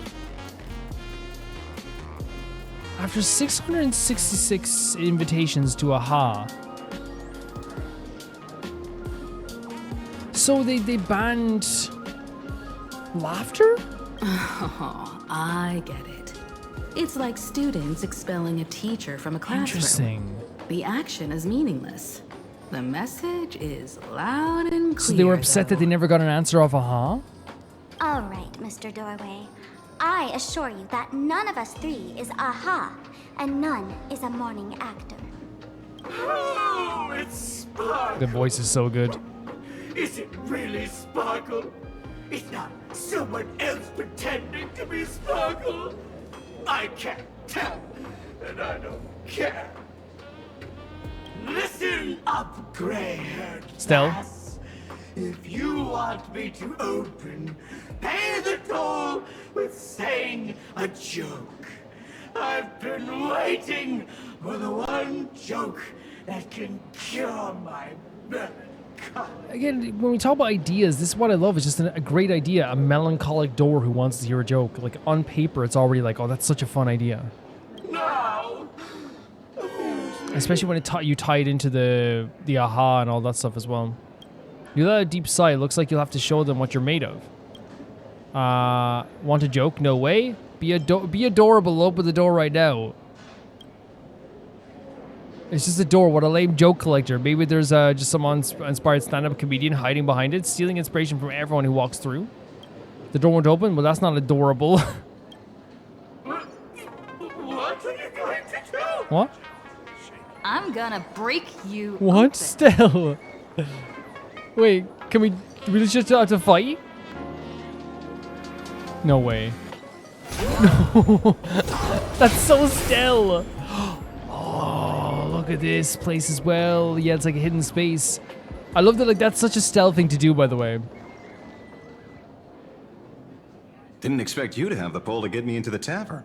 As expected of a detective's assistant. Like, the thing that so Stell to do, by the way, is just to absolutely destroy something instead of, like, trying to get around it with, like... Not that Stell isn't smart. Like, she is smart, but, like, Stell would rather hit stuff with the bat. You know what I mean? Back when I still had a sense of humor, a fool gave me an invitation. You can thank him for that. So those invitations can be transferred over, or you can just bring people with you, I guess. You're really going to see the Stellaron Hunter case through? They can only pay you in dirty money, you know. Wait. So Ashvale is actually planning on doing the Stellaron Hunter case, which is about the stolen mask. But he also is turned him into Pearl as well. So he's just obviously, you know, he doesn't know that like Firefly, that Silverwolf knows that he turned her in. He doesn't know that. What else can I do? The boys need the money. Credits aren't black or white, they're ones and zeros. He's great eye makeup. It's really, really pretty. All right. I reached out to Costide. He said that one of the 3 people who stole the mask looked familiar. He might have seen them in the news. Okay, so he's actively trying to help the Stellaron Hunter. So yeah, so he doesn't know, as we know he doesn't know what Silverwolf knows. Based on his description, I spent ages sketching the suspect's portrait. And I suspect it might be Don Hung, the nameless from the Astral Express. I love that the narrator has so many different jobs, and he's happy to do it. Costide. We owe him another favor. No paying this one back, huh? Speaking of which, Don Hong. That's a Xianzhou name, isn't it? Where have I heard that name before? It sounds so familiar. So, first of all, sorry, I got that wrong there for a second there. No, he did sketch it. Sorry. Costide is who he owes a favor to. But, this is Lygus' voice actor? Which is crazy because, like, you know, how can you make someone sound so, like, appealing and like, nice to listen to, like Ashvale? And then, well, that's voice acting, right? Then you can make someone like Lygus who makes me want to just, like, you know, never open up a game again, you know? So, which of these 3 is Don Hung? The one with gray hair? The redhead? Or that black-haired girl who looks like she's ready to stir up trouble at any moment? None of them. No, don't tell me yet. Oh my god. Let me guess. Kafka! He does have such a pretty design. He really does. And it's all in the eyes, I think. I know a bit of the Xianzhou language. The word Don can mean red. So Don Hung is the lady with red hair, right? I love that he is, like, actually a very accomplished detective. Your deduction skills never fail to impress. Fine, I'll just give you the answer. None of these 3 is Don Hung. Do you even watch the news? I think he's sleeping most of the time. TV, newspapers, the internet, it's all fake news. What do you expect me to look at? Dude. Let's get down to business. I couldn't find any trace of Don Hung's actions. It's like someone wiped them clean. So I decided to try a different approach. Keep tabs on the other members of the Express crew. Maybe following their trail will lead to clues about the mask. Nice work, Mr. Wren. They're heading deeper into the tavern. Follow me. So that's why he's here. He's gonna follow us. I see, gray hair. The tavern not inviting you sooner was their loss. Come on in. Where's Ashvale? So Ashvale's gonna follow us because he believes that it's gonna give him information on Don Hung, which does, I guess, make sense. We are his companions too. But yeah, like, Ashvale is such a funny character, and I love that, like, half the work is done by his narrator, which is very, very fun as well. Oh, look at this. Yeah, this is a really cool area.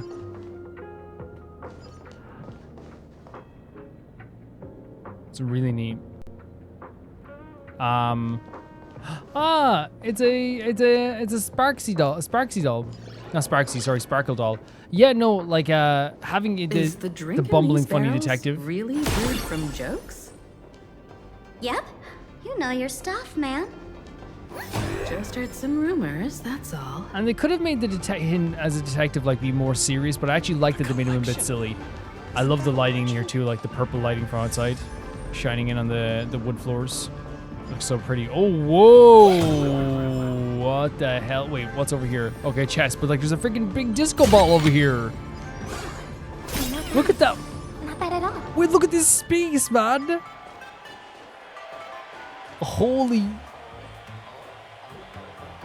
What do you even call this place? Where's this? Jesus, dude. Ta-da! Welcome to the dazzling lights of the Bliss. The Bliss Star. By the way, that ta-da was beautiful. Ta-da! Gorgeous ta-da. The heart of the tavern.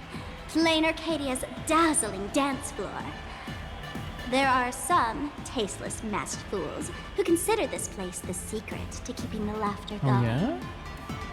So, like, this is like the center of all that? If life's cruel, don't beg for fairness. Dance! Shake away that sadness until it's all well mixed with the joy in your It bones. feels like I've warped into a fever dream. It really does. That huge light orb up there. For a tavern, it's as essential as the Phantom Moon in the sky. If we get the chance, I can take you inside for a real eye-opener.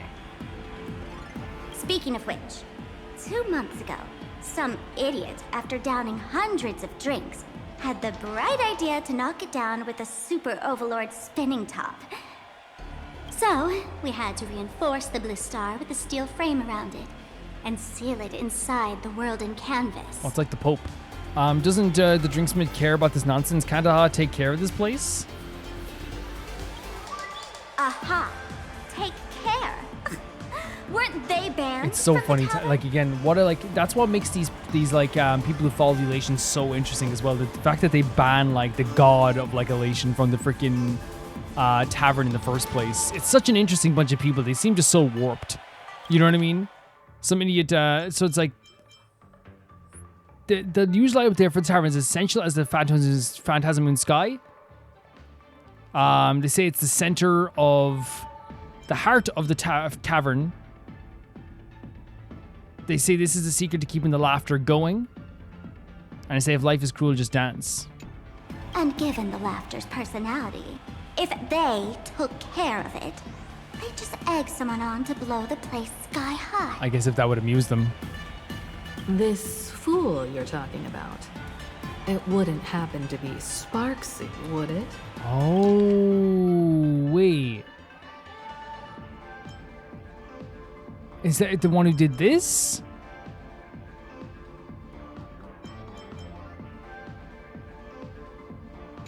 If it were, I'd already be tied to that light orb as the scapegoat. Anyway, the next stop is the Golden Confessional. The eyewitness says Sparksy was there. Sure, this whole thing feels like a fever dream. Golden Confessional? What kind of place is that?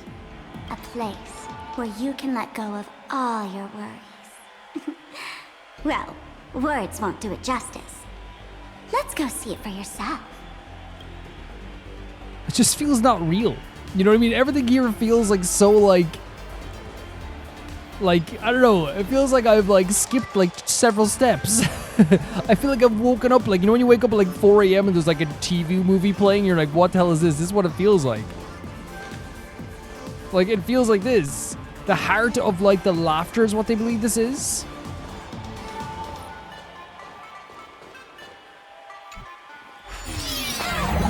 It feels like Press the button record to enter the performance interface. What? Let me show you how to open a path. Huh? Is the Master Fool's Play marvelous according tool? to the sheet music, and the path will naturally open up. Sure.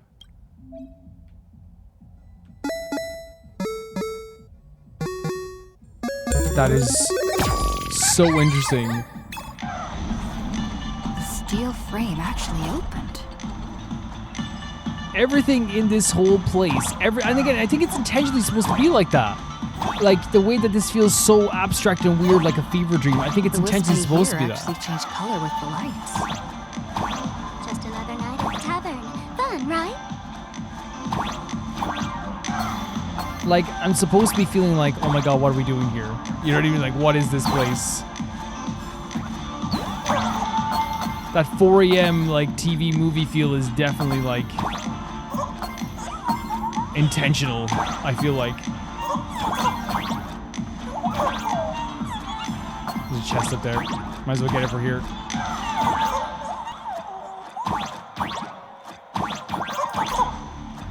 Like I feel like if the just like you said, how getting here is like very weird. I feel like if like the interior of this place was normal and made sense, it wouldn't. It would be very disappointing in some ways, I bet. Huh? Please laugh. He'll do anything to get you to laugh. So many. Sinks? Yeah, it's like a bathroom. Why bring us here? It's a washroom more than a bathroom. There's no like toilets here. Oh, there is a toilet. What the hell? Wait! Who's up on top of the toilet? Wait, what are you guys doing? That's Sampo Kuski. He's right there at the top of the toilet. What the hell? Witnesses say a week ago, I came to the bar, knocked back a few shots of Bomb's first drop, then headed here. This again, even though it's like a weird environment, that it's always so like well designed and so cool. The Golden Confessional is an emergency shelter for fools who've had one drink too many. Here, we shed our excess baggage before marching light-footed into the next second. Wait, this isn't just a bathroom? So the Golden Confessional is a shelter for fools if we're wondering too many. We shed our excess baggage before marching light-footed into the next second. So like it's a place to rest, a golden throne. Oh, well, looks like old Sampo's become the king without a crown.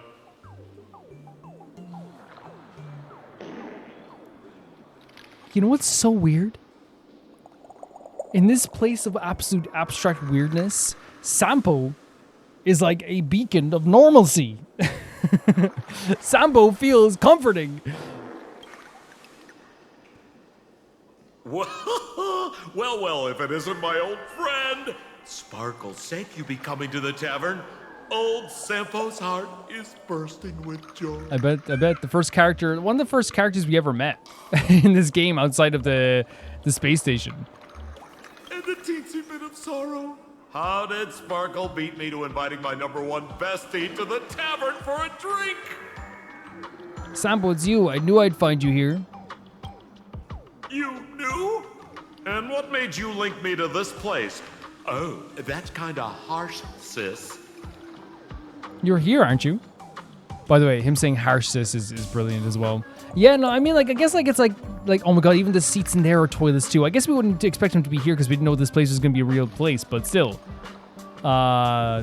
Still.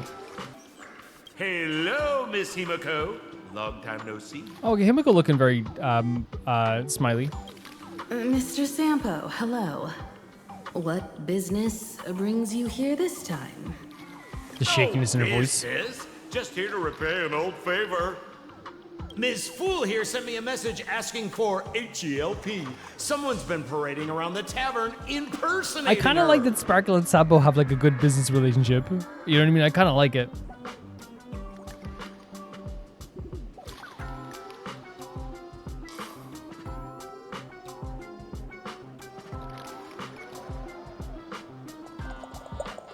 Well, now, this is some juicy news. Miss Sparkle's usually the one impersonating others, but look how the tables have turned.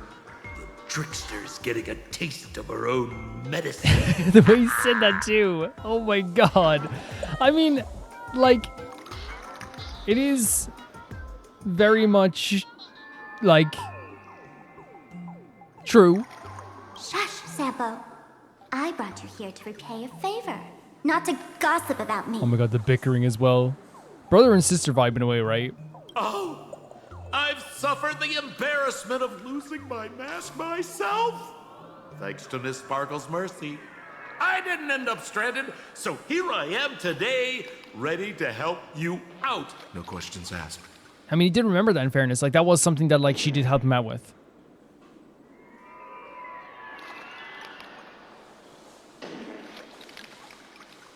All right then, let's get to work. Get to work? What are we doing? literally will fish around in these thrones where humans dump their worries and find the worries that Miss Sparksy left behind. So, okay, now I kind of get it. It's, okay, I get it. Because I was like, oh, is it just like a resting place? No, it's like literally dumping your worries in a toilet. It's like the way like a toilet is like kind of a resting stop for everyone to just kind of like, you know, relieve themselves. This is a resting spot for people to dump their worries, like literally. So we have to find what Sparksy left behind here as well. You want us to unclog your toilet? Well, when we put it that way, here, dig up worries. Don't even joke about that. I'm not joking. Don't be too shocked, you two. Let me share a little secret about how we masked fools stay mentally healthy. Oh my god, and again, the voice actor's so good for Sampo, because even like doing like a little bit of a raspy whisper there as well at the end to like to signify a secret. Even though he probably doesn't even need to whisper, it just adds to like his character a lot, I feel like. Drink a mood lifter like Bomb's first drop, and all the harmful memoria in your body, you know, the pain, the worries, gets purged in one go. That's how fools pull pranks and have a blast without a shred of guilt. So, all that memoria has settled under this bathroom, and you want to sift through it to find Sparksy's worries and catch her thoughts before she acts? Sure. Sure enough. If luck's on our side, maybe we'll even dig up the secret to beating her. What's wrong, ma'am? You don't look so hot. I guess to mask fools this is normal, but again, it does sound like you're asking them to like, you know, sift through a toilet. I've got no objection to the task, but doing this barehanded, I refuse. I definitely agree with what you're saying here as well. Sorry if you can hear music as well. I have no problem people having fun as well. So like, sorry if you can hear this as well. But it's always just like, man, it's like, you know, 2 o'clock in the day and like it's just really loud. But there's not I can do. It's not like they know like I'm doing like YouTube. It's not gonna be like, oh, we gotta worry about the one guy doing YouTube when everyone else is at work. So it's like, you know, I don't want to get too upset about that. Oh, don't worry. When has old Sampo ever come unprepared? Trust me, I won't let you get off that easy. What, he has gloves for her? Emotional impact drill. What? And has Sparkle as the? Does she just has a toy market of everything? Oh, sorry. Wrong gadget. Oh, this one. What are we doing? What is happening? Hey, have you heard of a dowsing rod? Well, forget it. I'll spare you the theory. Oh, I tuned the drill bit to resonate with Sparkle's temperament. It'll drill out memoria fountains with similar emotions. But fair warning, use it carefully. It's been a week since Sparksy was here.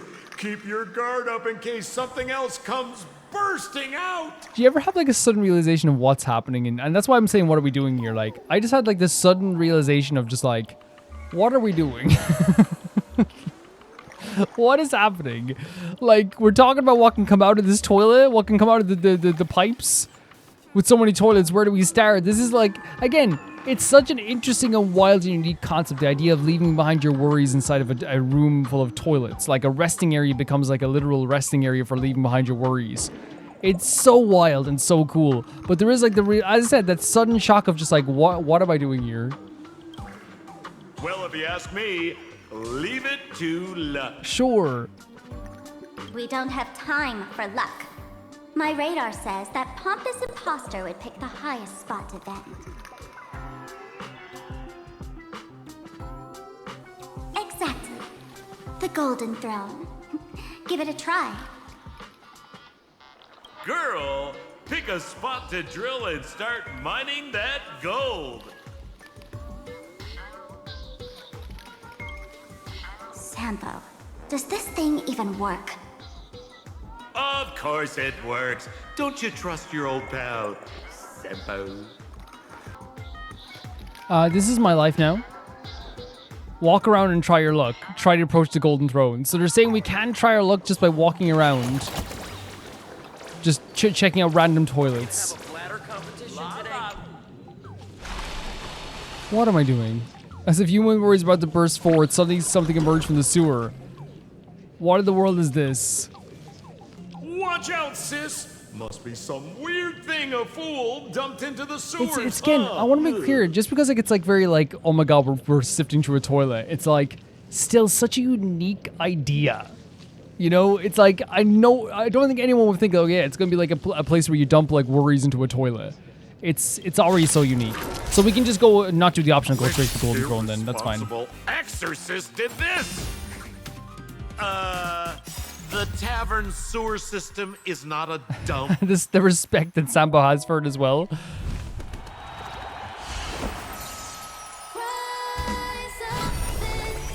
Lovely. I thought they weren't going to play the song.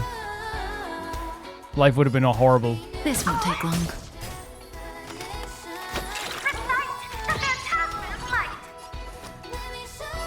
No, we can just straight up attack. I feel like, yeah, it's... Delaying the inevitable with like a bunch of different moves is not going to be the way to go about it. Stand still. Do the beat. Ouch. B. Didn't hurt. Good times. Never Oh, left shiz, time to boom. Oh say my god, bye. please. Boom. So sick. Yeah, so I guess like those are battles we can do if we want to. May you find peace and song. I don't know, man. I feel like I'm gonna miss something if I don't do it, though. Oh my god, there's even like a bar here as well. It's such an interesting location. Again, it's once again Honkai Star Rail just coming up with like really great ideas just for something that is just so abstract and wild and out there. Why didn't splashing sounds come from the bucket as if you and worries were about to burst forth? Suddenly something emerged from the sewers. Come forward, Sparks' worries. If it's just a battle... Oh. What? That doesn't seem like something she'd be worried about. Sampo. After going through all this trouble to sneak in, thought I'd go down in a blaze of glory if I got caught. What the heck is going on with this place? Have the masked fools really fallen this far? So she is a worry? You are... Me? I'm a morning actor. Isn't it obvious? Oh, he was talking about morning actors there to the door, right? Not in the least. Can't you tell? I'm very sad right now. What is this game? What is Honkai Star Rail? Let me tell you about my tragic mission. After the tavern issued a ban on morning actors, I painstakingly snuck in here to reveal to them the truth that destiny is eternally sorrowful. You pulled it off? I failed. I smashed every obstacle during the infiltration, only for the outcome to smash me. Okay. Yesterday, I went on stage at the bar and revealed my true identity to everyone and told them a tragic tale, bracing myself for their harshest punishment and farthest exile. But these fools kept whistling from below, and some bought me several rounds. Someone even came up on stage to hug me, praising me as the unprecedented masked fool. This is utterly humiliating. Sampo with the shrug is like, again, I feel so bad for how she feels, you know, because again, like, it feels like it's like, I'm kind of with, for once, I'm kind of like with Sampo, I'm a bit like shrugging, kind of like, what is happening? Like, what are we doing here? Because I know what they can be like, right? I know what they can be like. But I guess she wanted to go out in a blaze of glory. She thought she was going to be exiled, but they didn't exile her in the end. Is that what she's talking about? Yeah, that's the first time ever I've been with Sampo where I was like, huh? Okay. Let's head for the golden toilet, I guess.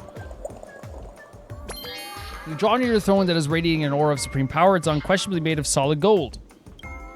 Every atom that makes up this came up from a neutron star collisions and supernova bursts, yet the mass fools forged these precious tiers of stars into vessels to hold human worries. Perhaps, in their eyes, this was their way of playing a cosmic joke.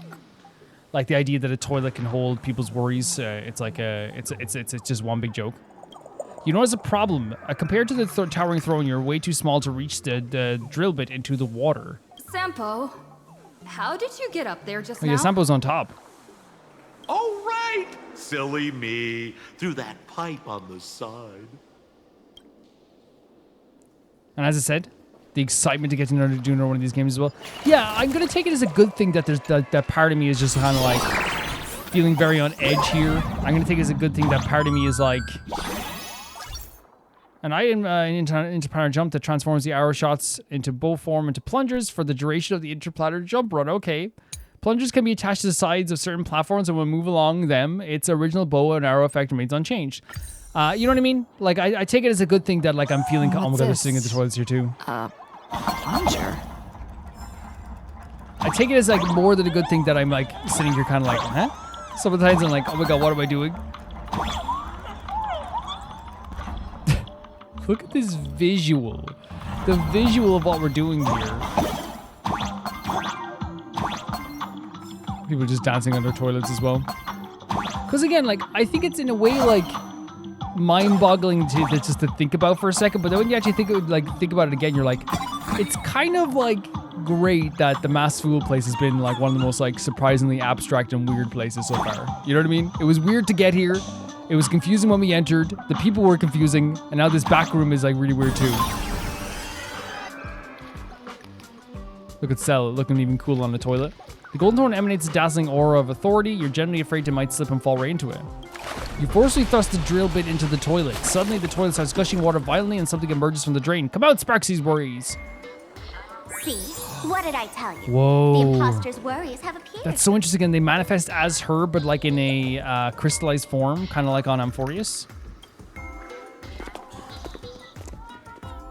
We're literally flushing a Sparksy out of the toilet. What a rare sight. Sparksicle used to always connect with everyone online. But now, for the first time, she's meeting her fans through the sewer network. What a great fan meetup place, huh? Sorry, but we're your haters. The waste. Sorry, but we're your haters. I love the way she just said it so like suddenly as well. Come clean now. What are you planning to do with that mimetic virus you stole? Use Sparksicon as a front to turn everyone into mindless zombies or dancing monkeys? I definitely am curious as to what she's going to use it for. How could I ever harm my dearest, most beloved fans? You took an entire school of teachers and students hostage and turned them into your puppets to help you enter the Phantasmoon games. You're going to argue that you did it all for them? I love Kim. I was gonna say, you know what I was about to say, because I was thinking of Kim Lip with her red hair. I was about to say I love Kim Lip saying this. I love Himiko saying this because like legitimately like there's you always have to call people out like this to say I did it for them. I did it for these people. It's like look what you're doing though. Like is it really for them or is it for you? And you feel like you're justifying it by saying it's for them. Of course I did. From the very first day I was created, I've been doing exactly what my creator asked of me. Listening to every fan's questions, empathizing with their pain and troubles. They feel insecure about being ordinary, cry when ignored by those they like, and strive to stand out because they desperately want others' approval. Sparksy hears every wish, and she answers. So During these Phantasmoon games, I'll grant their wishes through the ceremony of the Master of Elation. wait, that's her plan to grant all their wishes with a mimetic virus. How does that work? Oh, so she believes that all the stuff that they want, she can give them through the virus itself. Is that why she gave March the ability to go back to school? She thought that was helping. I think she was just trying to get us out of the way in that moment, to be honest. No, I'll give each of them a choice. The choice to become me. Oh, no. Because deep down, everyone one of them longs to become Sparksy. To wear this dazzling mask, capture the internet's attention, and bask in praise. Again, that's how confident she is in herself. Again, that's how she's like so like, you know, she has so much self-love that she believes that this is truly what they want. Because again, when she's talking about how they like, you know, she said these words earlier.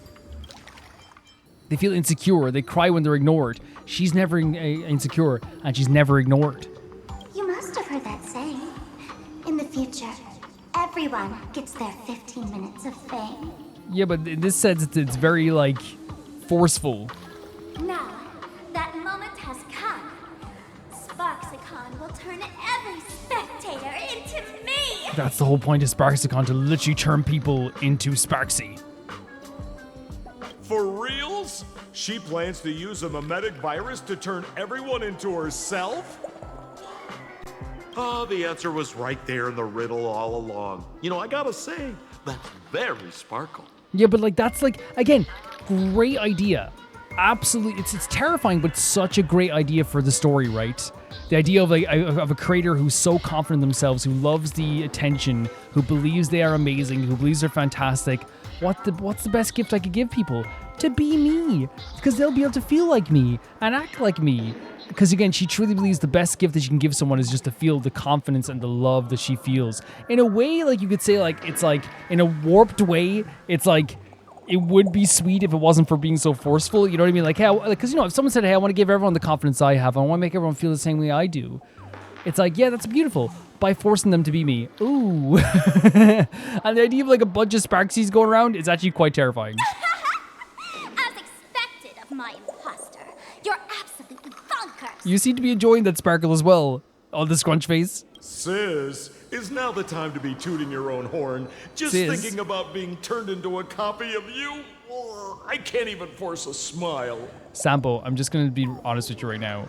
Like, well, actually, no, I understand because, like, in fairness, he is like, you know, has his own style. I was going to say that Sparkle has a better style than you, but like, you know, it's 100% normal for Sampo not to want to become Sparksy.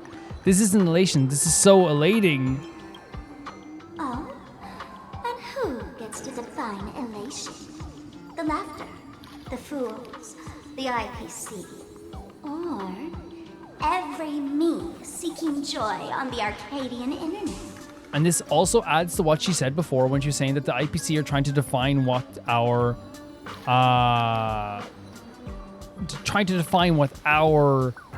planet is, and change the Phantasm Moon games. And from her perspective, she's like, well, who decides it then? It's like, no, the people should decide it. And she believes that the people like would want this. Contrary to popular belief, the masters of the Phantasm games were never us, the supplicants. Wow. But the spectators watching us. The ones who gave them the attention, right? Sadly, the Inner Astral Peace Network showed people other worlds in the cosmos. Once horizons widen, expectations climb. Nothing they hear or see feels fresh, interesting, or thrilling enough. This is so, like, actually kind of, like, in a way true. Like, once people, like, gain new knowledge, like, the older stuff can become a little bit more numbing. Now, you can always go back for comfort as well, like, but, you know, like, it's like, people become desensitized thing. If you watch 10 horror movies, you're going to become, like, a little bit more desensitized to them, right? And all of a sudden, the horror movie's gonna have to do more to scare you. If you play 300 horror games, that's why it's always, like, you know, like, when I say this, too, it's like, I play a lot of horror games, but I don't play as much as other people. That's why when people play, like, it's like, I play 1,000 horror games a year. I am an expert. It's like, I think, yes, you are on the quality, but also I think, too, it's like you lose a little bit of your critique power about horror games if you play 1,000 a year, because then it's also like you can't get the full feeling of, like, what the game... Because, again, you've seen so much that the game, like, you can't do anything new in some ways.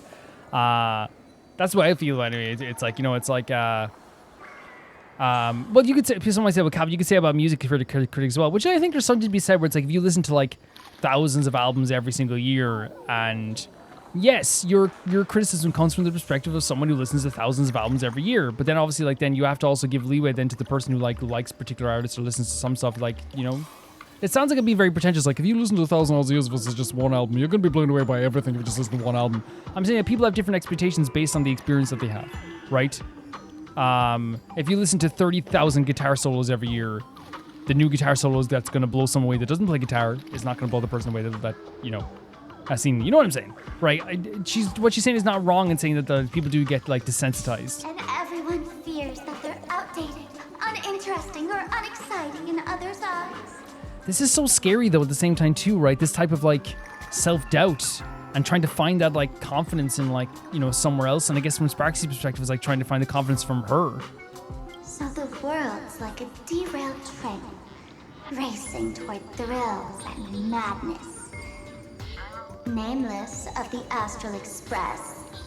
Am I wrong? Would a bundle of worries... I haven't even recognized, are we really just a bundle of worries?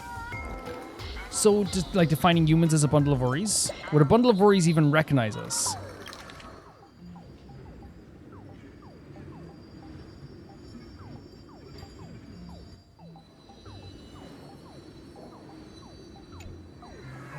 Okay. Bingo! You got it. I'm a part of her. Wherever there's a screen, Look at the eyes. wherever my audience is, my eyes and ears will be there too. I want to see how far you in this outdated model can go. Don't talk about Sparkle like The that, come harder on. you struggle, the more spectacular it'll be when I live stream the Astral Express cruise derailment at Sparksicon. And we know Shari wants to do this as well, Welton March, but now we know her plan as well. I'm looking forward to your resistance, Nameless. And she wants a fight as well, because again, that is true. The harder someone fights, the bigger the fall is, right? Oh, heads up, everyone! She's getting serious. I mean, it is like a very uncomfortable notion, right, to turn everyone into Sparksies. Oh wow, okay, I didn't expect this. Oh man, the other day I ran into this fan.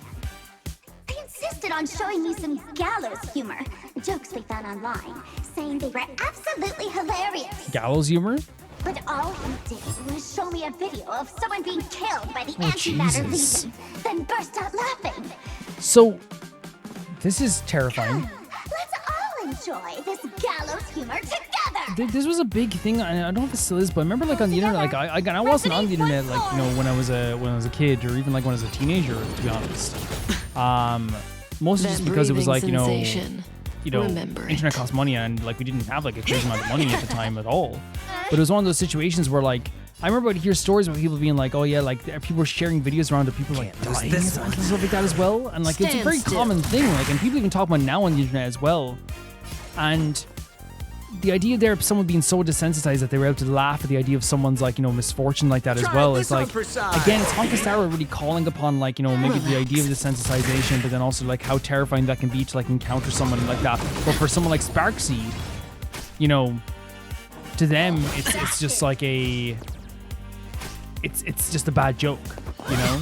Not saying Sparksy's evil or Sparksy's like, you know, go to kill. No, in fairness though, like we have to say it. Sparksy turning all these humans into herself against her will. If we called out Sunday for, you know, doing that as well, of course we would too, right? But I didn't call Sunday necessarily evil, but I feel like they're doing it for very different reasons here and they're different situations. One is a freaking VTuber come to life that cannot really maybe hold her emotions together.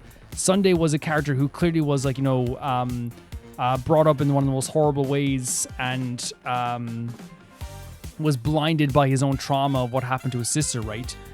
But like, yeah, it's one of those situations where like guns already. She is very desensitized herself as well. She doesn't see this stuff as being bad. She sees it as like, you know, just another joke, or in this case when it comes to turning people into Spark, she's like just another like gift she's giving her audience. The customer is king. And for me to portray the king, well, you gotta make it worth my while. Listen to the final song of life. The harmony will soon play in unison. The dice have been cast. It's just very dark. Bus. I guess it has just like a lot of comedy in this stuff too. Like there's a lot of like take it all. Of an uncomfortable feeling, right? It's very uncomfortable. Watch your head. Follow-up attack now as well. Oh no, it's just an actual thing. Lovely stuff. All right, I'll call you. Stand still. Nice stuff in Sampo. Not enough to finish him off, but still. Should we go for this? Fashioned. Good times Just end never it? last. Time to say bye. Boom.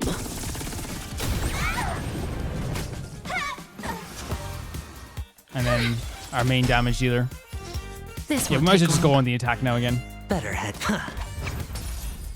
Relax.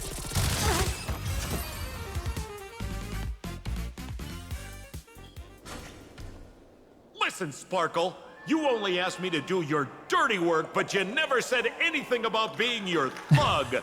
You owe me compensation. He wasn't expecting the combat, for I guess? Emotional damage. I don't think so. Everyone's going to become me soon. Sampo, crawl out of your money pit for a moment, will you? Wow. To have Sparkle as well called it out too, to kind of be like, again, it shows the seriousness of the situation for Sparkle, who will probably joke again about some serious stuff as well. But Sparkle's like, Sampo, this isn't about money right now at this To moment. think, plain Arcadia's elation would end up like this. Back when I still lived in this place, the internet was just for sharing information. Live streaming and virtual idols? We'd never even heard of them. Coming back now feels like stepping into a foreign land. Yeah. Like returning home. Only to find home isn't where it used to be. So interesting to hear this as well, that Himiko had a complete, that Plan Arcadia was very different, I think. And again, of course it was, like, before the IPC intervention as well. This is definitely not elation. It's just madness wrapped in a cheerful shell. I think that's a great way to describe it as well, isn't it? That's really fantastic from Cell to be like, this is just like, it's saying it's elation, it's saying it's like fun, it's saying it's like something that people are gonna be entertained by, but it's like literally just something absolutely crazy and bonkers that like it has a clean, sheet of paint on it as well. But below that paint is something a little bit more sinister. She's convinced that we'll be powerless to stop her plan, even if we know what it is. But I'm not ready to roll over just yet. Yeah, of course not. This is scary. Like, no matter what way we look at it, it is scary. As I've said, as we talked about many times before, taking someone's like freedom away from them, changing them irreversibly, it's not good. I know. Goes without saying. Even I don't want to turn into that phony's lookalike. Though, we're not that different.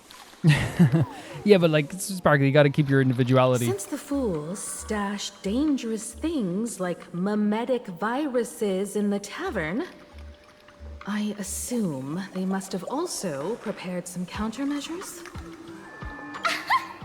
Man, you give us fools too much credit. This is the tavern, not the well-ordered Herta space station. That is kind of sweet that Himiko was like, you must have some sort of plan. But I do know a place. With some luck, we might find a mimetic virus cleanup expert. Okay. Well, we'll follow you at this point, like, All right. Now that you folks have a lead and no shortage of fighting spirit, old Sampo's calling it a day. I love that, like, when the heat gets too much, Sampo's like, okay, that's me done. And in fairness, Sampo has saved her life before. I want to make that clear. Sampo has saved her life before. And again, as I say this before too, Sampo is the type of person who, like, I wouldn't trust with giving him $10 to go down and get some food from the grocery store, right? I wouldn't trust him to come back with the right items or even come back at all with the money. But I would trust him on my life, which is weird, right? But I think that's what Sampo's like. I would trust him to protect me and keep me alive. I would not trust him with like $5, The Astral Express always has a way of handling crises, doesn't it? True. With big shots here, a sidekick like me doesn't need to steal the spotlight. He's very worried. Oh, if you run into trouble, you can always ring old Sampo then. I'll even give you folks a special discount, sort of. Well then, farewell, everyone. Farewell, Sampo. It's actually like interesting to see you again, and I didn't expect to see you on the top of a toilet, so hopefully next time it might be a little bit different. So, where are we heading next? Let's check out Fatal Joke. I think this will be where we end this Fatal video, to be joke? honest. What kind of place is that? Maybe some kind of hospital. Some kind of hospital? Yeah, I think this is probably a good place to end the episode here, and then we'll talk about everything that's happened as well. I do feel like this episode was like one of those things where there was part of it I was just like, my mind was just like, so like, what is even happening? I think when I stepped into saw all the toilets, like at first I was just like, oh, this is, again, great idea. But then my mind also went like, wait, what am I doing? You know what I mean? Do you ever have those moments in your life where like you're doing something like you don't necessarily like know what you, like not you know not that you don't know what you're doing, like you're doing something in life where you're just like halfway through you go, wait, why am I doing this? You know, it's something obviously isn't like crazy or damaging or anything like that as well, but like is interesting to think about as well. But I also like love the sequence at the start there with all the stuff with Yao Guang and all the characters getting to talk to him as well. I love the build up here to get to this location in general was fantastic also. They actually like lived up to the hype of like the tavern, but like honestly, like I think they exceeded. I think they exceeded like the wildness that the tavern could be, because I think, as I said, it would have been disappointing if we came to the tavern and the whole place was like, it made sense, right? But even the layout doesn't make sense. The structure doesn't make sense. It doesn't make sense how we got here, but that's what's so cool about it. It's there's logic. There's fool's logic within the world of a lack of logic, right? The lack of logic is fool's logic, and I think it's actually really cool as well. Let's go to the Astro Express because we haven't been back here in a while. I'm gonna go to the party car. Who are you talking to, Pom Pom? Let's see who's visited the, Oh, Sunday's back, thank God. Sunday's back. Oh, and that's... Ting Young is back, too. So I guess she's visiting? Very cool. This is the carriage... Wait, what? Oh, wrong way. It's over this way. Because usually there's multiple visitors then, I guess. I was like, what are we doing? Wait, is Jade just an eternal visitor now? Because of the mission? I don't like that. Bring back other... I guess Ting Young's visiting too, but like... Bring back other visitors. Boop. So, to talk about things that happened today, I feel like this is one of those episodes where, again, we didn't have like a massive amount of revelations, but we did have like some big ones, and then there was like a lot of like, I feel like a lot of exploration and a lot of like, you know, getting into like the next part. Yeah, and I think this happens with any Honkai Star Rail stuff, like, right, where there is like a thing where like, you will have like, you know, like last episode, I feel like we had so many like moments of like, oh, the Blade is being talked about, Ashvale is being introduced, and then in this episode, usually what happens is that they do like kind of like a... and it's not a bad thing. It's not a bad thing at all. It's like this kind of, not a settle down period, but it's like, okay, now let's set up the next stages of what's happening here.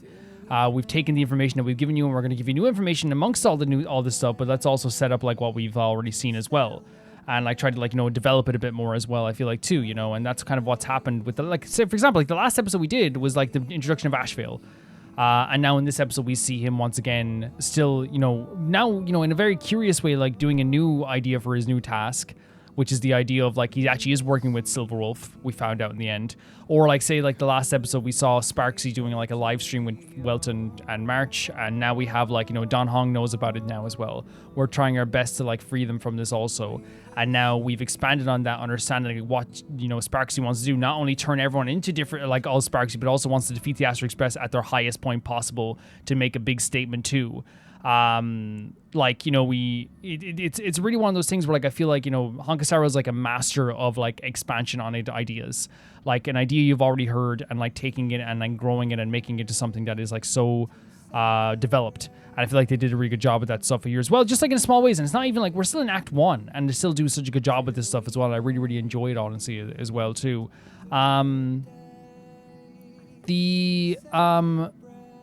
The thing that I feel like I really love about Yao Guang's character, and we saw this at the start of this whole episode, is that she is a character who like is mysterious but wonderfully like not jittery is the word I'm looking for, but very, very hard to pin down. And I feel like it leads to like her having some really amazing like moments while also still allowing us to have a story that is like really dynamic and moving forward all the time, because like whenever she's needed to show up, she shows up. Whenever she needs to go, she's gone. And it allows us like to keep this forward motion going, like while also still having a character who's like, trying to explain a lot of like really like heavy stuff to us.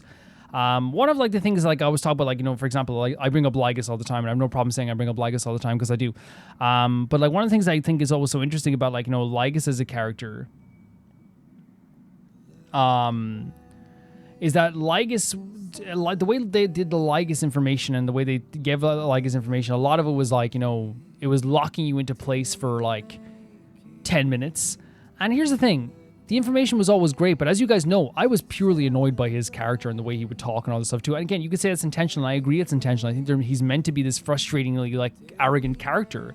But I have to say, like, I do love that, like, how in this story, I feel like they've, with Yao Guan, who also has to deal some like heavy information about like, the prophecies and divination, all this stuff too, which is important information too, is done in such a way that like, you're guessing what her character is thinking all the time. She appears and doesn't appear, which forces people to do their own thing and try to do stuff and figure stuff out on their own. She has Ting Yun to explain stuff in between. I feel like, it's one of those things where like, I'm not trying to compare Lygus to well, I technically am, but I'm trying to compare the way that they dole out information. And I think that they've already found like this really great idea for a character because she shows up and then disappears, shows up and disappears. It forces our characters then to take her information that we just got off her, establish it in our mind what it is, try to figure out what we can do about it, and then move forward. Like it keeps the pacing going like so strongly, right? And I want to make clear, it's just Lygus I always had like an issue with like pacing sometimes with his dialogue, because you guys saw it, I was annoyed by him like all the time. Not because I thought the game was bad, because again, the information in the dialogue was great. His character as a villain, fantastic. But it's just obviously the way that they doled out his information sometimes was just like, oh my god, not again. But I feel like it's one of those things where that's not all of him for it, so I want to make that clear, because like the way like, other characters, like I could listen to Casters talk for days and Minimals talk for days, and like, I could listen to like any M4E's character like Cyrene talk for days. Yes, some aspects were confusing, but I still feel like I would do it all again if I could, So I don't want to make every scene, because I never want to be that person who like goes to a new game or a new region and all of a sudden goes like, this is what, like, remember that bullcrap? Never. My love for like previous planets stays eternal. You ask me to do Xian Show again tomorrow, I will do it now. Like, my love for those places stays eternal. But I obviously think it's good to like, still compare some stuff and be like, oh yeah, I prefer the way they like do heavier kind of like mystical, magical information through Yao Guang compared to like, the other heaviest parts was like, I think was Lygus, But yeah, like she's such an interesting character, and through her, she kind of like talked about the idea that, yeah, Blade is coming. And the way she kind of described it to us was like that Blade is dangerous, not because Blade himself is going to be like this dangerous entity that's going to destroy Plan Arcadia. As Dan Hong said, it's very confusing to think that why would Blade even do something like this? But she said he's going to lose control of his power. And that to me is like a really terrifying thing. Because again, as I said, like to us, like I love the Star Hunters. I've said it a million times. I don't have to say it over and over again, but I will. But the idea of Blade entering into the Phantasm games already is scary for people in Planet Arcadia, because this is a guy who is quote unquote a criminal, quote unquote someone who is dangerous. I don't feel the way, because as Stell, playing as Stell, and Calvin, also known as Romer, I also feel like there is like a feeling of like trust with the Sentinel Hunters, where it's like, yes, they might do something really crazy. Yes, they're going to do something really wild. Yes, they're going to do something absolutely insane. But in the end, I feel like I can trust them to do the right thing by Stell. You know what I mean? Now, that's what I said earlier. Can I trust Blade to do the right thing by Dan Hong all the time? We'll have to see. You know what I mean? Because again, Dan Hong will take my love for that when it comes between the two of them. Easily going to take my love for that as well. But yeah, Blade is apparently going to go mad. It's part of like this divine issue here as well. And she also like divined like quite a few things for other characters as well, like the idea of like Dan Hong having Doom in his future. The idea of like, Himiko also having Doom in her, like at least like Woe in her future as well. And then what's so interesting, having Sunday and Xing Young having a little bit more like optimism. And I think that optimism maybe comes from the fact that Sunday is like, already been prophesized to have a change as well happening. And then also Xing Young's been prophesized to have a change as well. No, she hasn't prophesied a change. She has had a change, and she's changing for the better. And again, she became that variable for Yao Guan of like, using her destruction to fight against her enemies, which is just what like Yao Guan wanted as well. And we kind of like to, as we said, like in the story, like we kind of discovered Yao Guan, why she's divining all this stuff, and she's divining what's happening with Dan Hong and Blade and what can happen in the Phantasm games, and trying to figure out what she can do about Blade and what she can do about that prophecy. She's also looking for variables also as well, right? And she's also looking to use Sunday in some way and work with Sunday in some way. But I think that like she genuinely is so interested in Stell, because Stell can change everything.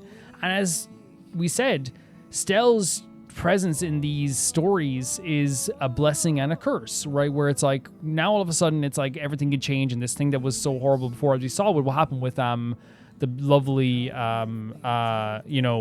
Kaslava himself.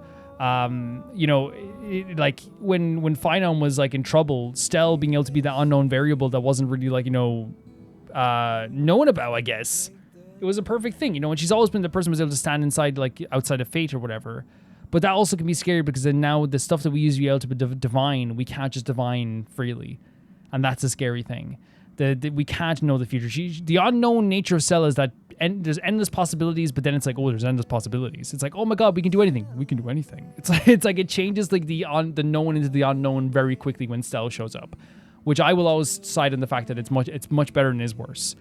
Because there's so many situations where having someone like Stell in the mix is a perfect thing for our story, and I will never doubt that. But yeah, I love the Yao Guang situation. I love the way she's like adding a danger to the story. As you said, Blade was already a thing where it's like, oh my god, Blade is coming. Oh, Yao Guang is going after Blade. Okay, they do have a plan to bring Blade into the Phantasm Moon games. Okay, they're hiring Ashvale and all this stuff as well. But now that we know that it is a thing that where Blade might not be able to control himself in a moment, we've seen what Blade is like when he can't control his emotions through his own trauma. Right, well, what happened with Jing Liu, right? But imagine like he's not able to control himself just like in general, like his like maybe there's some power that he can't control, there's some ability he can't control. Blade is already very destructive and very tough and very strong. What does that lead to? You know what I mean? How does that look? What is that terrifying idea? And I think that's like what we're gonna get at here as well, is like that's why they've built into the story is like this character who we love to see and we think is amazing, is adding tension to the game. But now that we know it's going to be something that maybe isn't in his control, it's like, oh, whoa. Now, like, the fear comes into us as well of, like, what could happen. Because before, as I said I was talking from the perspective maybe of the people, where it was like, it's normal to feel this kind of nervousness, even though I don't feel the same nervousness, because I actually, like, trust the Shadowhunters quite a bit. From the perspective of, like, the people, trusting Shadowhunters is not... It's smart to not trust them, right? It's smart because you don't know what they're going to do next. It's smart.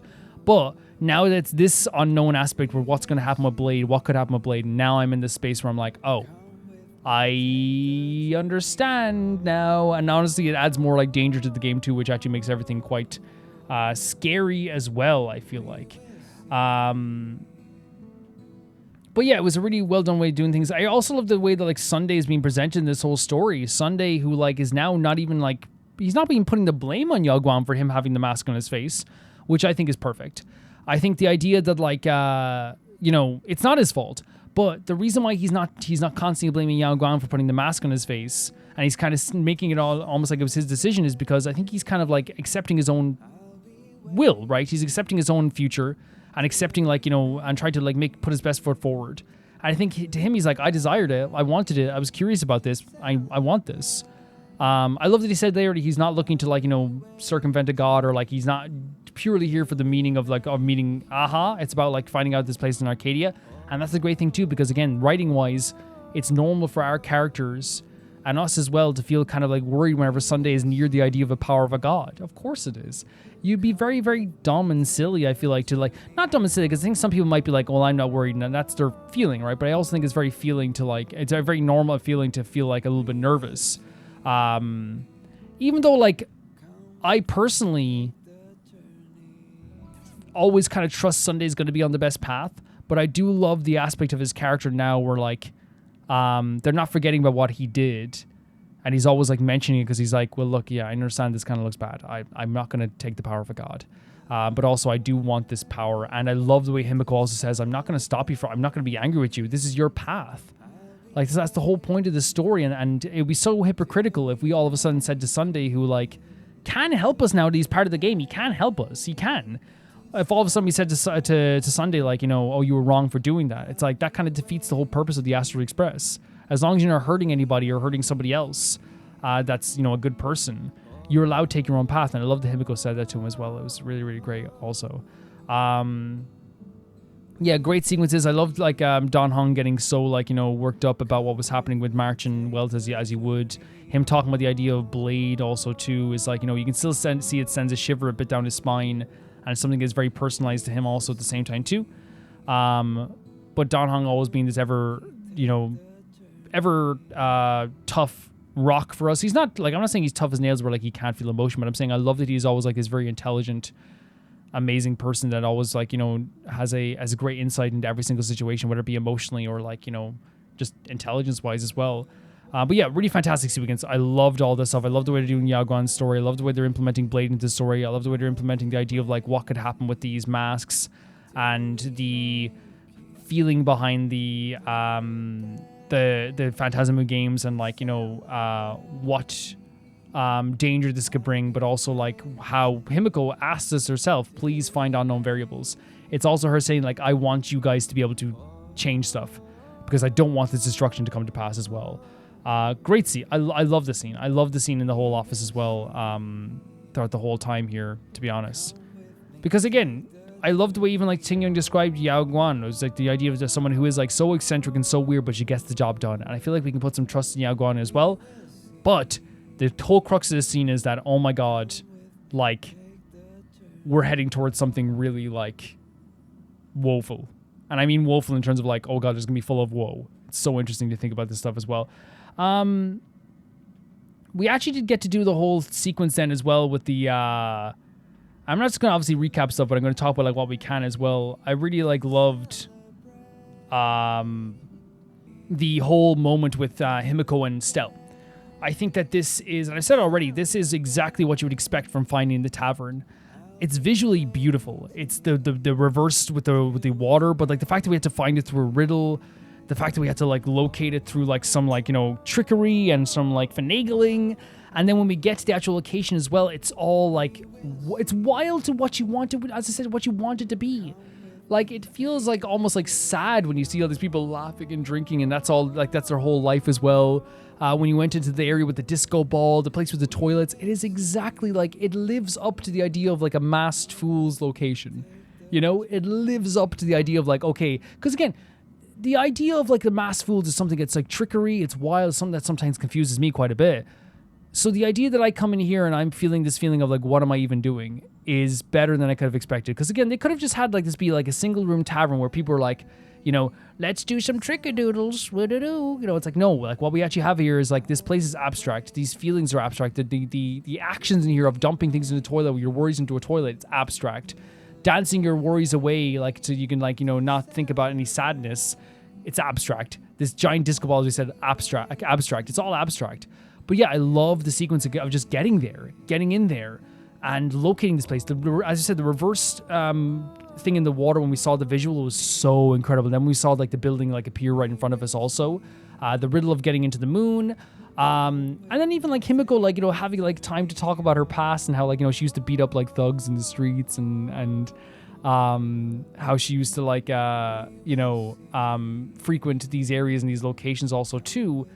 I want to hear more of those things, and I'm glad they're like drip feeding it, right? Which means, to me, it seems like this is going to be a Himiko story, because what they're doing is, she's not the focal point all the time right now, but every once in a while we stop and Himiko reminisces, and it's one of the most interesting sequences. I could listen to her talk about her past any day. You know what it's kind of like? You know, it's like when, you know, like, I'm not calling Himiko grandmother, even though no longer being a grandmother. It's clearly Himiko at the oldest we said was maybe like 34, right? Which is still very young, very, very young.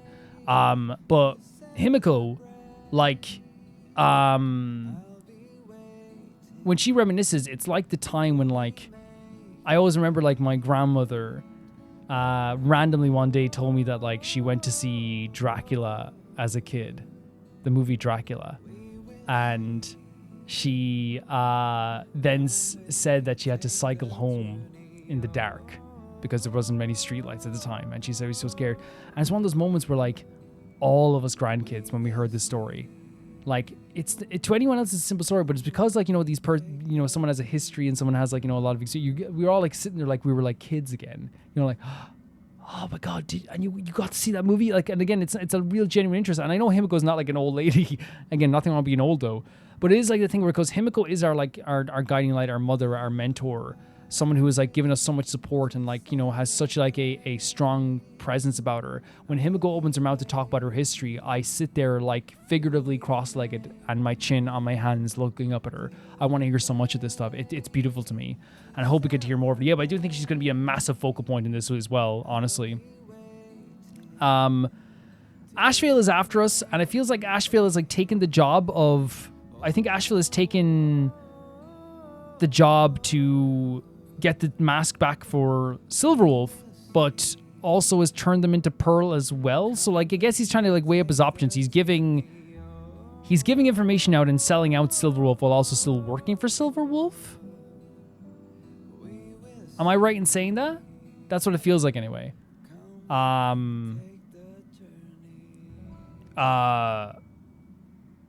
To me anyway, that's what it feels like anyway. But it seems like that is what the actual idea behind it is, honestly. And I think it is one of those things as well with Ashvale is that like he's a representation of kind of like maybe the elation as well, where it's like the only thing that's for sure about Ashvale is that nothing's for sure as well. But he's an interesting character coming after us too. As I said, I love the interior of this place, the locations, the talking door. It's all really cool. And then I also adore the way that they made the Sparksy thing all the more terrifying. Right? It went from being something where it's like, oh, this is already scary, to being like, oh, she's planning on doing something pretty crazy here. The idea we fishing out our warriors at the toilet, we find out she's planning to make everyone into this. She's planning on making everybody into this. Into herself. And that to me screams the idea of like, as you said, the parasocialism, the self-importance, and thinking she's giving these people a gift, but she's actually like, again, taking away their freedom, and she's using a mimetic virus to do so, where like she's going to make everyone believe, I guess, that they are Sparksy, and turn them into Sparksy during the Sparkacicon, and also defeat the Astro Express during Sparkacicon, so that everyone can be as happy as her and as confident as her. And the reason why that's so interesting, as I said, the parasocial nature of it, the whole thing of like having this big gigantic streamer audience is also interesting too, but it's also like, once again, just like a running off of like an idea and a tyrant in a way, like Sparksy, who truly believes they're doing something amazing and doing something fantastic, but it's going to turn out to be something that is pretty catastrophic and horrible that we don't want to happen. And I think they've done a really good job of like, making this another really terrifying thing that we don't want to take place, in terms of like Sparksy making this happen. But again, very interesting stuff, and it makes me want to like take her down. It makes me want to like, see what's going to happen to stuff. And again, it makes it scary and urgent. Even Sparkle was like, we got to do something about this, even though she was laughing a bit about it as well. This is a dangerous situation, and it solidifies Sparksy's plan even more, from being just defeating the Astro Express to using a mimetic virus to try and make everyone so happy to the point that they will all just be Sparksy clones. And it even lines up with her belief that the IPC shouldn't be involved in this. It should be the people to decide, and she believes the people want this. It's so cool. But yeah, guys, thank you so much for watching this episode. Thanks so much for supporting me. It's always really great to have you guys watch this stuff and hear you guys, read your guys' comments and hear what you think about this stuff as well. I'm having an absolute blast with Planet Arcadia as well. And if you want to see these videos early, you can do so on YouTube members or on Patreon for €1 or whatever is in your currency, and you get every single Honkai Star Rail video early for the entire month that you're pledged to either YouTube members or Patreon as well. If you want to see your name go by in the text credits, which is the thank you credits that's going by right now, that is the Chunky Baby Gangsta tier, and that is €10 on YouTube members or on Patreon. And if you want, and that's in every single video, you get your name in the credits. And if you want to hear your name be read out at the end of every single video, that is the €15 tier. I can never repay the Baby Gangsta tier. And I know I say tier twice there, but I do. And it is for every single video as well. And it's the highest tier on YouTube members and Patreon for €15 as well.